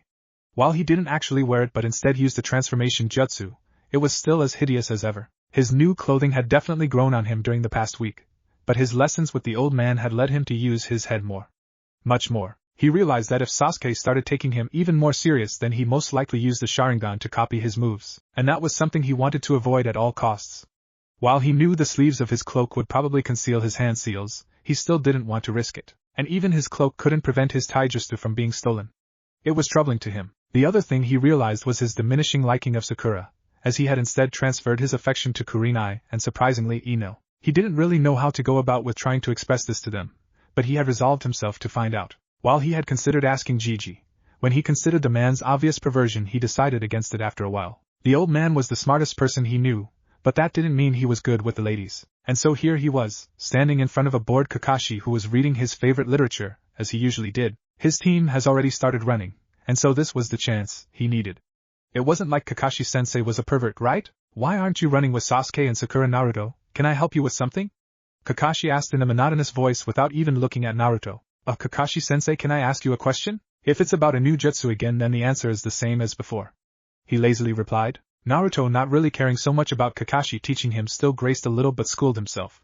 It wasn't like Kakashi was as strong as Gigi was anyway. What could he teach that the old man couldn't? Well, it's actually about girls. Now Kakashi finally looked up from his orange book, his eye a bit wider than usual, signifying his surprise as he asked. What about them? Well, you see, there's these 3 girls that I like, and I think that they might actually accept me for me, you know. And then, well, there's this other girl, and I think she really likes me, but I don't really know what to do about it. What would you do if a girl was perverted for you, Kakashi-sensei? Naruto explained seriously and paying rapt attention, waiting for his teacher's response. The Uzumaki was a bit surprised and confused at the girlish giggles Kakashi released at his last question, and even more so when after a moment of silence the jonin reached into a pouch on his hip and pulled an orange book like the one he was holding. Usually I'd never do this, but I couldn't live with myself if I didn't help my cute little student with something like this. This book will teach you everything you need to know, Naruto. Just read from the first page and lose yourself in the story. Trust me, don't skip or peek to the ending, and you'll learn everything you'll ever need to know about women. Just be sure to bring it back when you're finished, alright? The jonin was taken aback when Naruto quickly hugged him with a thanks and an appreciative smile before dashing off a bit slower than usual to join his teammates. The silver-haired copy nin could only think one thing. Maybe I should do a little research like Jiraiya-sama and see if I can help with the next issue. I could probably even get an early release. Then the jonin started giggling hysterically, thinking about early release. Later that night. What is this?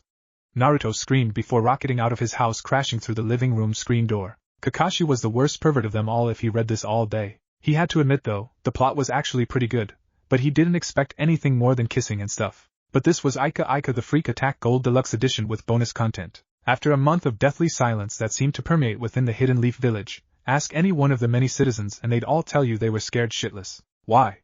Because of the drawn-out absence of one Uzumaki. Naruto, the blonde-haired prankster that was a known menace to society, had been avoiding any unnecessary contact with human life during these past few weeks, to the point where he didn't even train with Tenten or visit Ino at all.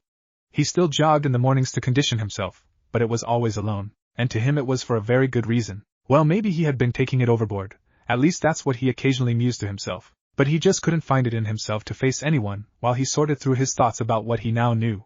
He was far too embarrassed. Sure, being left alone all your life and ostracized to the point of not really knowing what sex was definitely not a good thing, but with what he learned it was like his entire world had turned upside down. He was a devout anti-pervert notwithstanding his sexy jutsu and harem technique creations, and even when he had researched in order to make them more effective it hadn't been out of lust or anything like it. He had just remembered an occasion in which some guy literally was launched away because of a prank he pulled on the hot springs. During the past month, besides training, he had been painfully slowly reading through Ichiraku the Freak Attack, taking in the story in butte-sized pieces so as not to die from blood loss and shame. The novel had been surprisingly enrapturing, the main character being a self-taught warrior that tried to win the heart of an alcoholic woman that he had always loved. It started off so innocent, with him trying to do everything possible to capture her attention, just like he did for Sakura before. Eventually, however, he found that nothing he did ever worked, but in trying to impress that woman he actually impressed many other women, who all tried to become his lovers. In the end he couldn't choose, but the woman that he loved ended up in danger, and after he saved her she fell madly in love with him. It was just all the smut in between,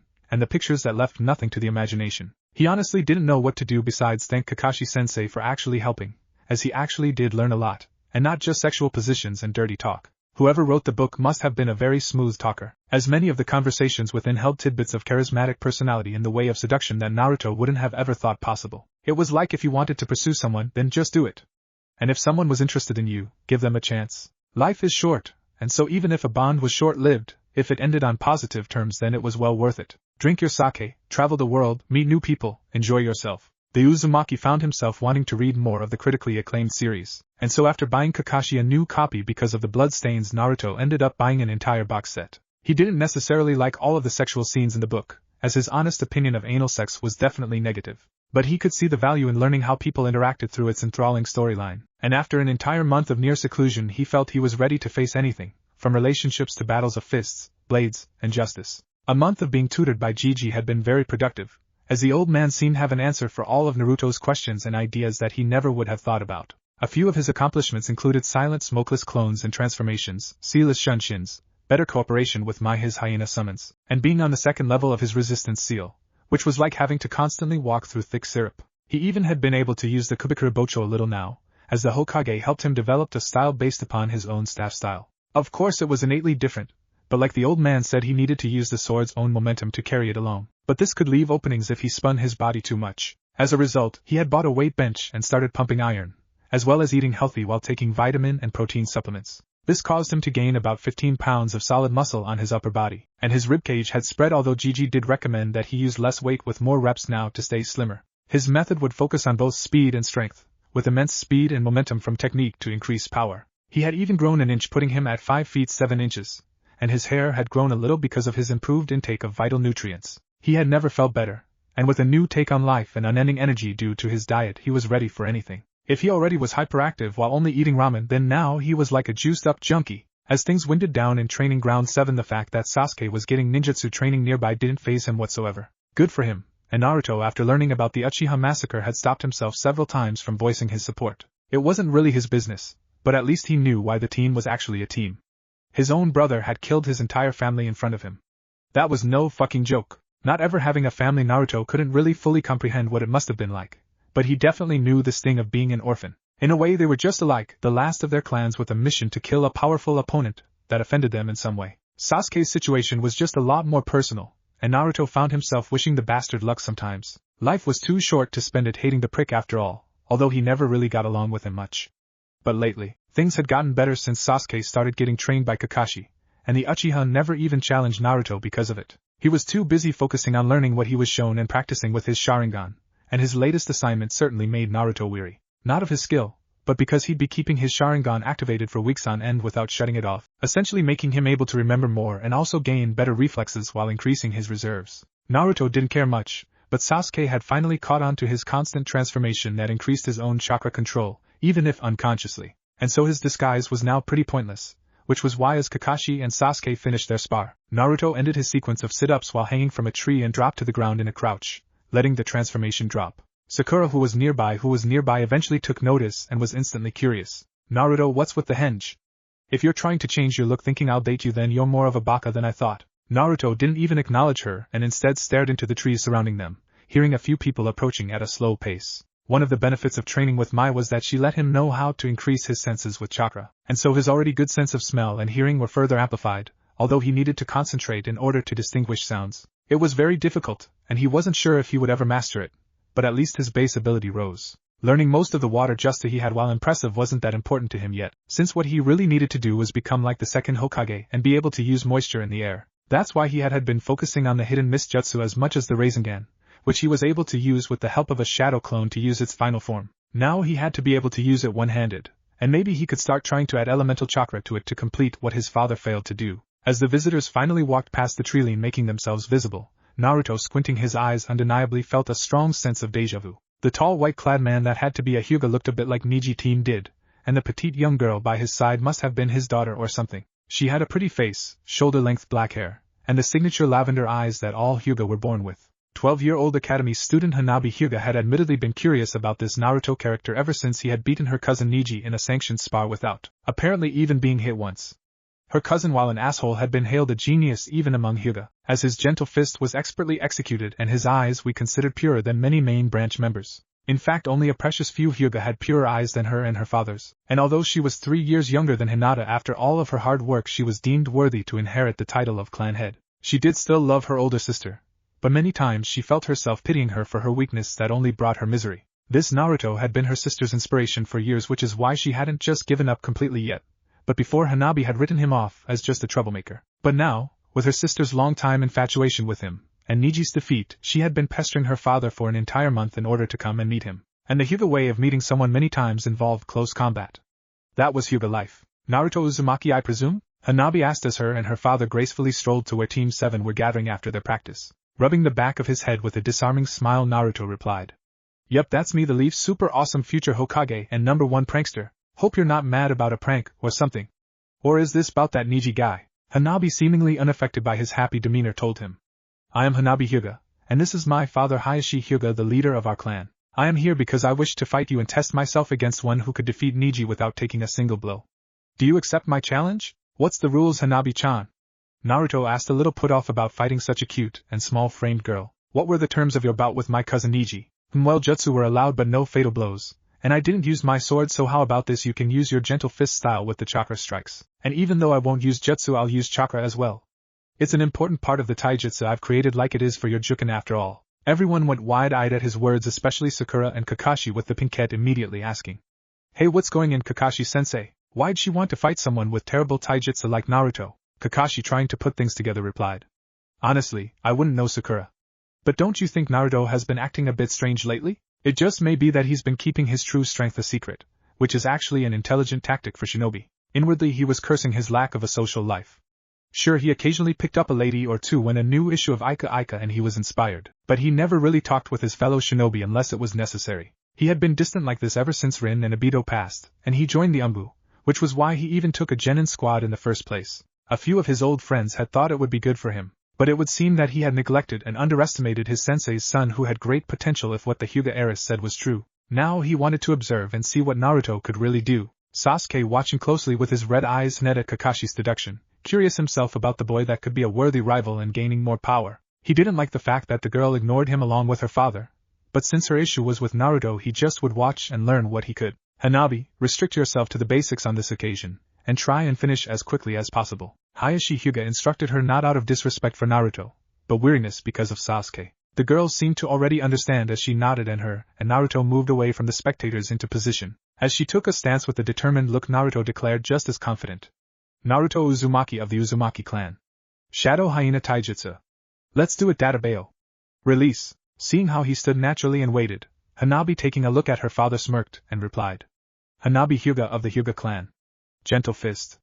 Prepare yourself. Suddenly she shot forward nearly as fast as a chunin, her Byakugan activating without her even uttering a sound. Naruto, flickering to the side of her, nearly caught her off guard, sending a side kick aimed at her midsection. But the nimble girl spun around the blow with her arms outstretched in 2 twisting strikes. But Naruto disappeared again and was already behind her, shocking everyone with his impressive speed and direct attacks. He countered with several strong hooking claw swipes that were actually strikes that would turn into grabs, something he learned from sparring with Gigi and a few of his less powerful ape summons. The Hyena Shadow style was actually a combination of the Snow Leopard Taijutsu, the ape-style wrestling, and inspiration from his partner Mai, who used crushing bites to end fights in one blow. This was only enhanced with the Shunshin technique, which is why he worked so hard on learning to use it with no seals like many other ninja could. He just didn't tire from using it frequently, which gives him an edge in Taijutsu. It was still difficult to reiterate himself after appearing to immediately attack, but at least now his speed was acceptable, mostly due to the resistance seal, which he had released before the match started. Hanabi surprising him because it was still a bit weird fighting a Hyuga for him, lashed out with lightning-fast fingertips hitting his forearms while spinning beside him, all without turning around until after she struck. Then she went for a double palm finisher to his ribs, but he disappeared again beside her, throwing a low kick, aiming for her thigh instead of her knee. As she responded to the kick, he flickered again, this time catching her while she was a little off balance from trying to parry the low kick. Lashing out with a roundhouse to her upper arm, he struck true with and caused her to stagger a little, but she used precise chakra control to soften the forceful blow, and wrapped her arm around his leg, trapping it. Naruto, seeing he was caught by the smaller girl somehow, knew he was in trouble if he didn't get away fast, and jumping up just as her free hand struck out, he kicked off of her while taking a hit to the thigh, and he backflipped crisply but staggered from the pain in his leg. Damn, gentle fist was painful. Hanabi, using her chakra to absorb the kick, plant herself firmly, and burst forward, nearly finished the blonde with 5 swift palms that came in a flurry aimed at his torso. But he flickered at the last second, a little delayed because of the sealed tenketsu point in his leg. Thankfully his chakra was rather powerful, or he may not have been able. Reappearing behind her and then flickering again, he appeared to the side of her and jumped into 2 spinning side kicks, using both his legs in the same attack, trying to overwhelm her. But she was no novice in taijutsu, and rolling to the side she rose, exploding into a series of palm strikes that came directly at Naruto's exposed side as he turned to parry the blows. He managed to stop the first 3, but the pain of the chakra entering his hands and wrist caused his defense to falter, and in a last-ditch effort he tried to catch her with a jumping knee strike. She just twisted her body around the blow, and this time the double palm struck true, hitting him in his shoulder and sending him to the ground in a heap. He didn't give up so easily though, and rising while kicking out with his leg, he tried and failed to use a flicker again to his astonishment. Hanabi, confidently awaiting him, just moved to the side when leapt into a hammer fist, his leg low roundhouse kicking at the same time. Lifting up her leg as the kick went under it, Hanabi caught Naruto with 2 more palm strikes that but his lower ribcage and upper back, causing him to grunt in pain and stagger some more. But no matter what, he wouldn't give up or fold. That's when Kakashi stepped in, and Hayashi had been about to do the same if he took any more attacks. Naruto, that's enough. You did well, but as of now this spar is over. Hanabi Hyuga is the winner. Hanabi, beaming, stood triumphantly, and told him. Your skill was decent, but I don't see how you defeated Neji. Is your specialty Taijutsu, Uzumaki-san? Just Naruto K. And nah, but Taijutsu is what I'm focusing on right now, Hanabi Hyme. Let's have a rematch sometime, K. And I gotta say, you're way stronger than you look. Believe it. But I'll be stronger than you before you know it. I have to be if I'm gonna be Hokage. Naruto declared, smiling brightly despite his loss. While Hanabi was a petite girl and that didn't make him happy he lost, the fact that she was the Hyuga head's daughter must have meant that she had been one of the better fighters in their family. She had to have had the best instructors, if not her father himself after all. Plus he felt he had done pretty well, although he hadn't used the chakra shield because he wasn't experienced enough with it yet. He honestly had been focusing more on the Rasengan and water manipulation, but now he saw the need for a better defense. He definitely wanted to face Hanabi again really soon though, since if he could beat a Hyuga with Taijutsu alone, then it'd mean he had certainly gotten much better. Hanabi don't know why, but the smile and determined look in his eyes as he talked to her caused her to feel something she had never experienced before. It was like her heart was stuttering and her stomach was loopy, but what could it have been? An effect of his Taijutsu? All she knew was that she wanted a proper rematch, since he had essentially been handicapped for the sake of improving his Taijutsu style. She was interested in seeing the full spectrum of his ability. I accept your challenge, Naruto-san, and I thank you for your kind words. We'll just have to see if you can back that claim up, but know that the Hyuga are the strongest. I wish you farewell, as I must resume my training. I'll see you later. With that, Hanabi and her father left training ground 7, and after hobbling over to his favorite tree, Naruto knew the inevitable questioning would come as his team followed behind him. What was that Taijutsu, loser, and how's you get so fast? What is this Uzumaki clan? I thought you were an orphan. I am an orphan, and as far as my speed and Taijutsu goes, that's a secret. It's not like you tell me everything about your Uchiha Taijutsu, would you? Besides, the Uchiha and Uzumaki clans are old rivals, so it'd look bad if you learned my stuff anyway. Or have you lost your Uchiha pride? While it was actually a truth Naruto spoke about the old rivalry, he was actually using his words to manipulate the boy into not copying him. And it worked perfectly. Rivalry? What rivalry? I've never even heard of an Uzumaki clan, so. That's because the Uzumaki clan were destroyed Sasuke, and by 2 of the great nations nonetheless. They were too powerful for their own good, and Kumo and Iwa launched a surprise attack. Only a few survived, and the remnants of his clan were spread around the nations and hiding. Remember how I said Naruto has much more chakra than even me? Well, it's an Uzumaki thing. Kakashi explained, already knowing what was going to happen. Naruto seemed to invite it, however, and the boy's using pride was a good way to keep his techniques his. Fight me, Naruto Uzumaki. Let's see which clan is superior. Sasuke challenged with a serious look in his red eyes. Sure thing, Sasuke Uchiha, but let me rest first, that gentle fist hurts like hell. Tomorrow, HN. As Naruto sat breathing air in and out using the abdominal breathing method to meditate, he noticed that none of his team had moved even after Sasuke had challenged him, and he accepted. His body stung on the damned inside as if slim kunai had been impaled within, and as he concentrated hoping to will the sensation to fade, it was Sakura who spoke. So had all of this been an act the entire time? Asking me on dates, acting goofy and weak, when you're really strong. Playing the fool, chuckling as he decided he wanted to stand. Naruto rose saying, maybe, but what does it matter? We're ninja and we rely on stealth and deception, just like Kakashi told me in Wave. All you really need to know about me is that I'll always protect you, Sakura, and even you, Sasuke. And I'll be the greatest Hokage that ever lived.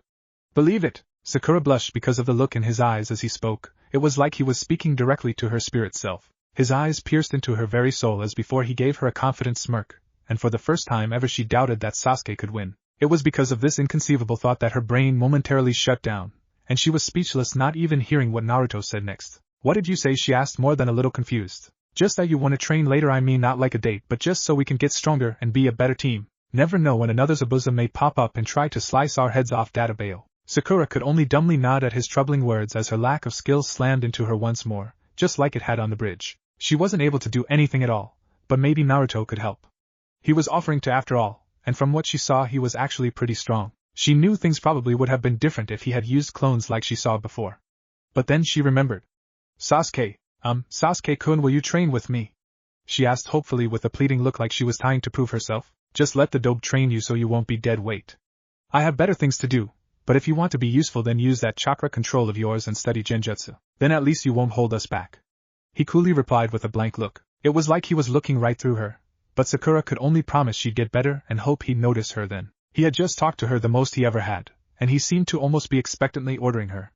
She'd be damned if she let him down. She's not deadweight team, but you're right, she does have two-notch chakra control. Hey, I have a few books on genjutsu I can lend you, Sakura, and now that I think about it I have a few swords you can have. I bet you could combine Ken and genjutsu and be pretty badass. Then Team 7 will be unstoppable.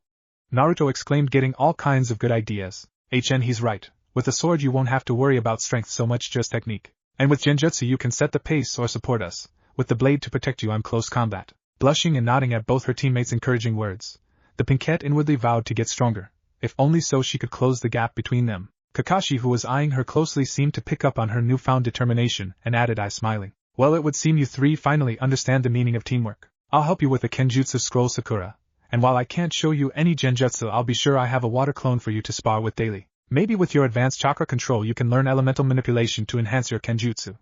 In fact, I'm sure you can. Sakura, beaming at Kakashi's support, failed to notice Naruto's grimace as silence fell once more. Then Sasuke hined as usual and began walking away with his hands in his pockets, but not before saying, "Rest well, Uzumaki, because tomorrow the Uchiha will prove victorious. We'll see, Sasuke, just don't underestimate again, ya hear?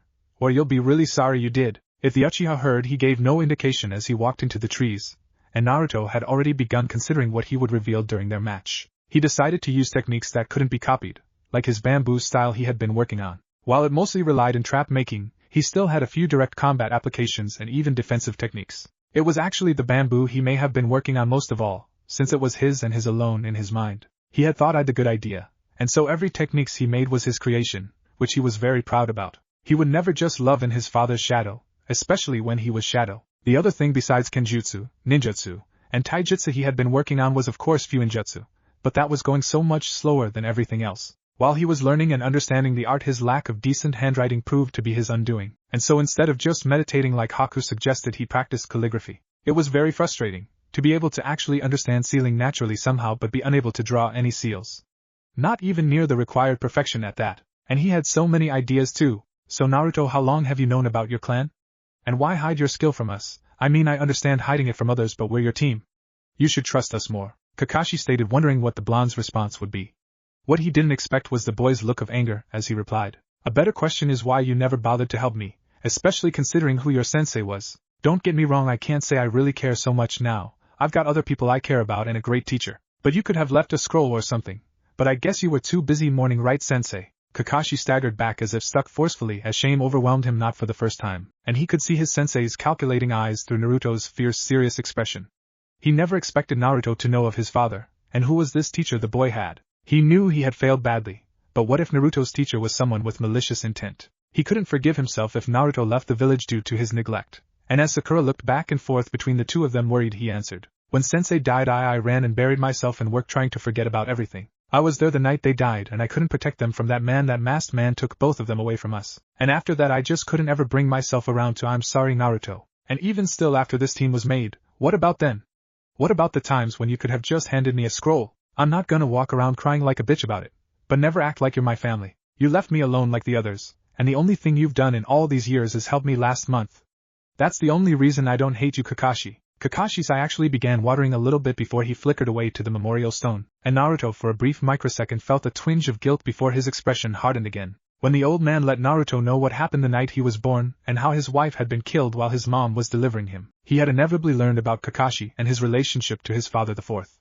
The old man actually had an excuse and was rectifying his mistakes at least. But Kakashi, He just played it cool like everything was fine, and tried to act like he was the pinnacle of what teamwork was in essence. If he hadn't said that abandoned comrades worse than trash thing, Naruto may have been more sympathetic, but when he learned that a few weeks back he had come to somewhat loathe Kakashi. Fucking hypocrite. Still, things had been going so well that he had remained silent, constantly conditioning himself while Sasuke received his private tutelage. Naruto didn't want to learn from Kakashi anymore. In fact, he didn't even need to. Even when the Hokage stopped training him in a week, he had everything he needed to be great already. Of course, it wasn't safe for the old man to be splitting his chakra so many times using shadow clones when he had to protect the village. Naruto knew that. He wanted to make his own way anyways, although the old man did say he'd introduce him to a kenjutsu expert that could help him part-time once a week. He was looking forward to that. Naruto, what was all that about with Kakashi-sensei? He knew your family or something? Sakura asked, curious and confused, feeling very out of place. Don't worry about it, Sakura-chan. Let's get out of here so I can give you those books and a sword. We'll be the best in the village, and you better believe it. Glad to see his usual fiery attitude, Sakura blushed a bit and nodded her head, letting him take the lead before she noticed something lying on the ground. Hey Naruto, I didn't know you used war fans, she said, unfolding the ornate weapons of steel curving blades. It was dark blue in color, just like. That's not mine, I think it might be the Thames. Might as well leave it though, he'll find it tomorrow if he doesn't come back for it. Naruto suggested, wanting to keep moving. If Sasuke didn't care then he didn't either. No, let's take it to him. I know where he lives, she retorted, looking excitedly at Naruto, who just shrugged, saying, Alright, but let's make it fast. I have to get back to training my body and I have to water my plants after that.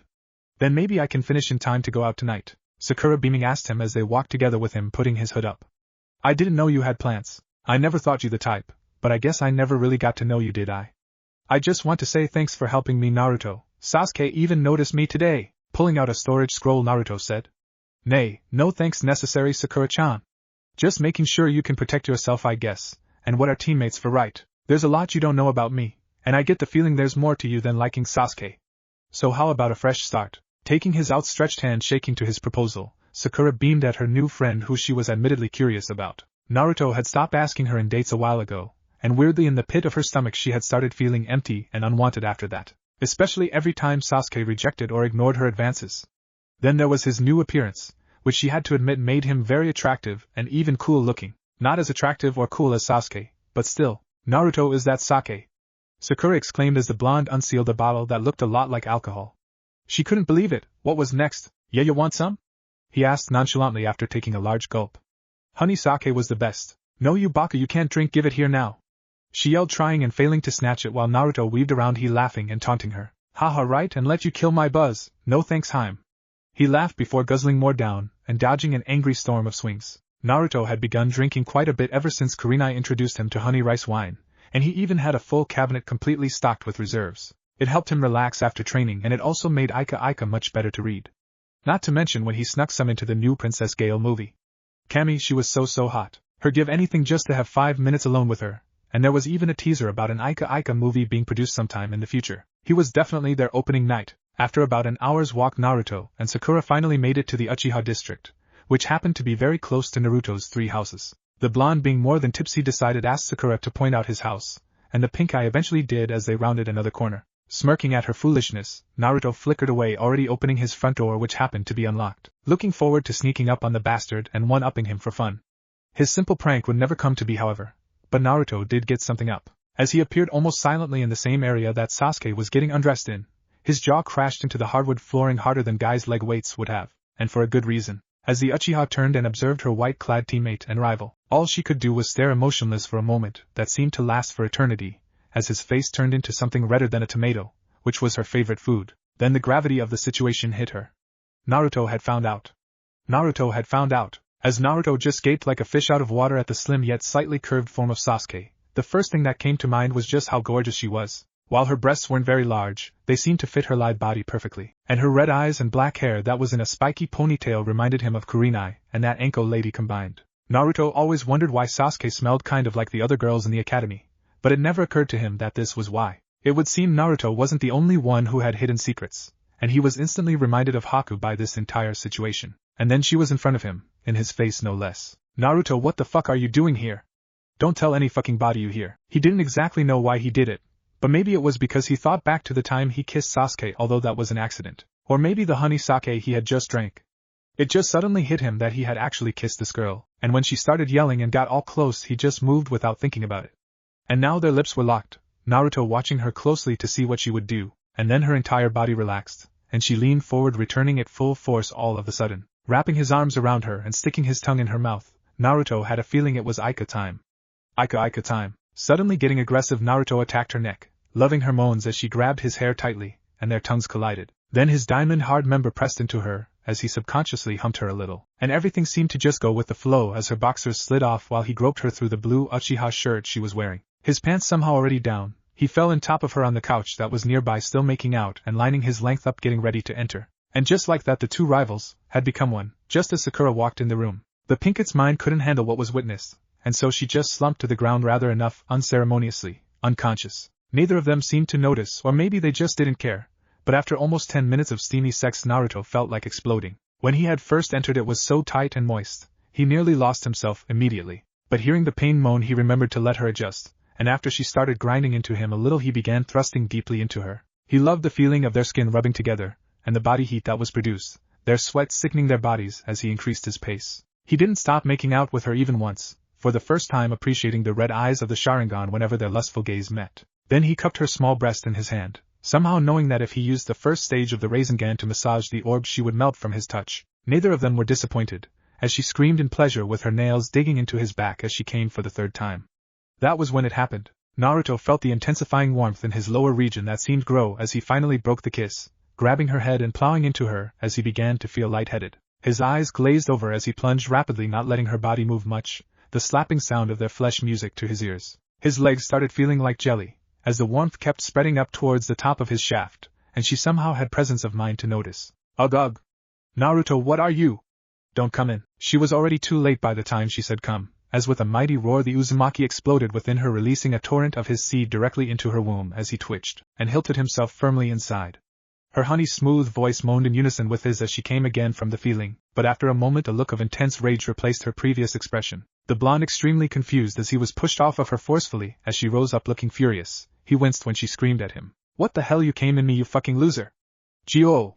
Get out and don't come back. Naruto could only just stand there shocked at everything before he registered what she had tried to tell him, and he realized what he had actually done. He could have just gotten her pregnant, and therefore endanger her ambition to kill her brother. It was with this that a numb blonde just got dressed and took Sakura to his house in a flicker, his mind still blank as he was still amazed at what had just happened. Shit had just hit the fan, it seems. Haha, Naruto accidental Satsuki XD.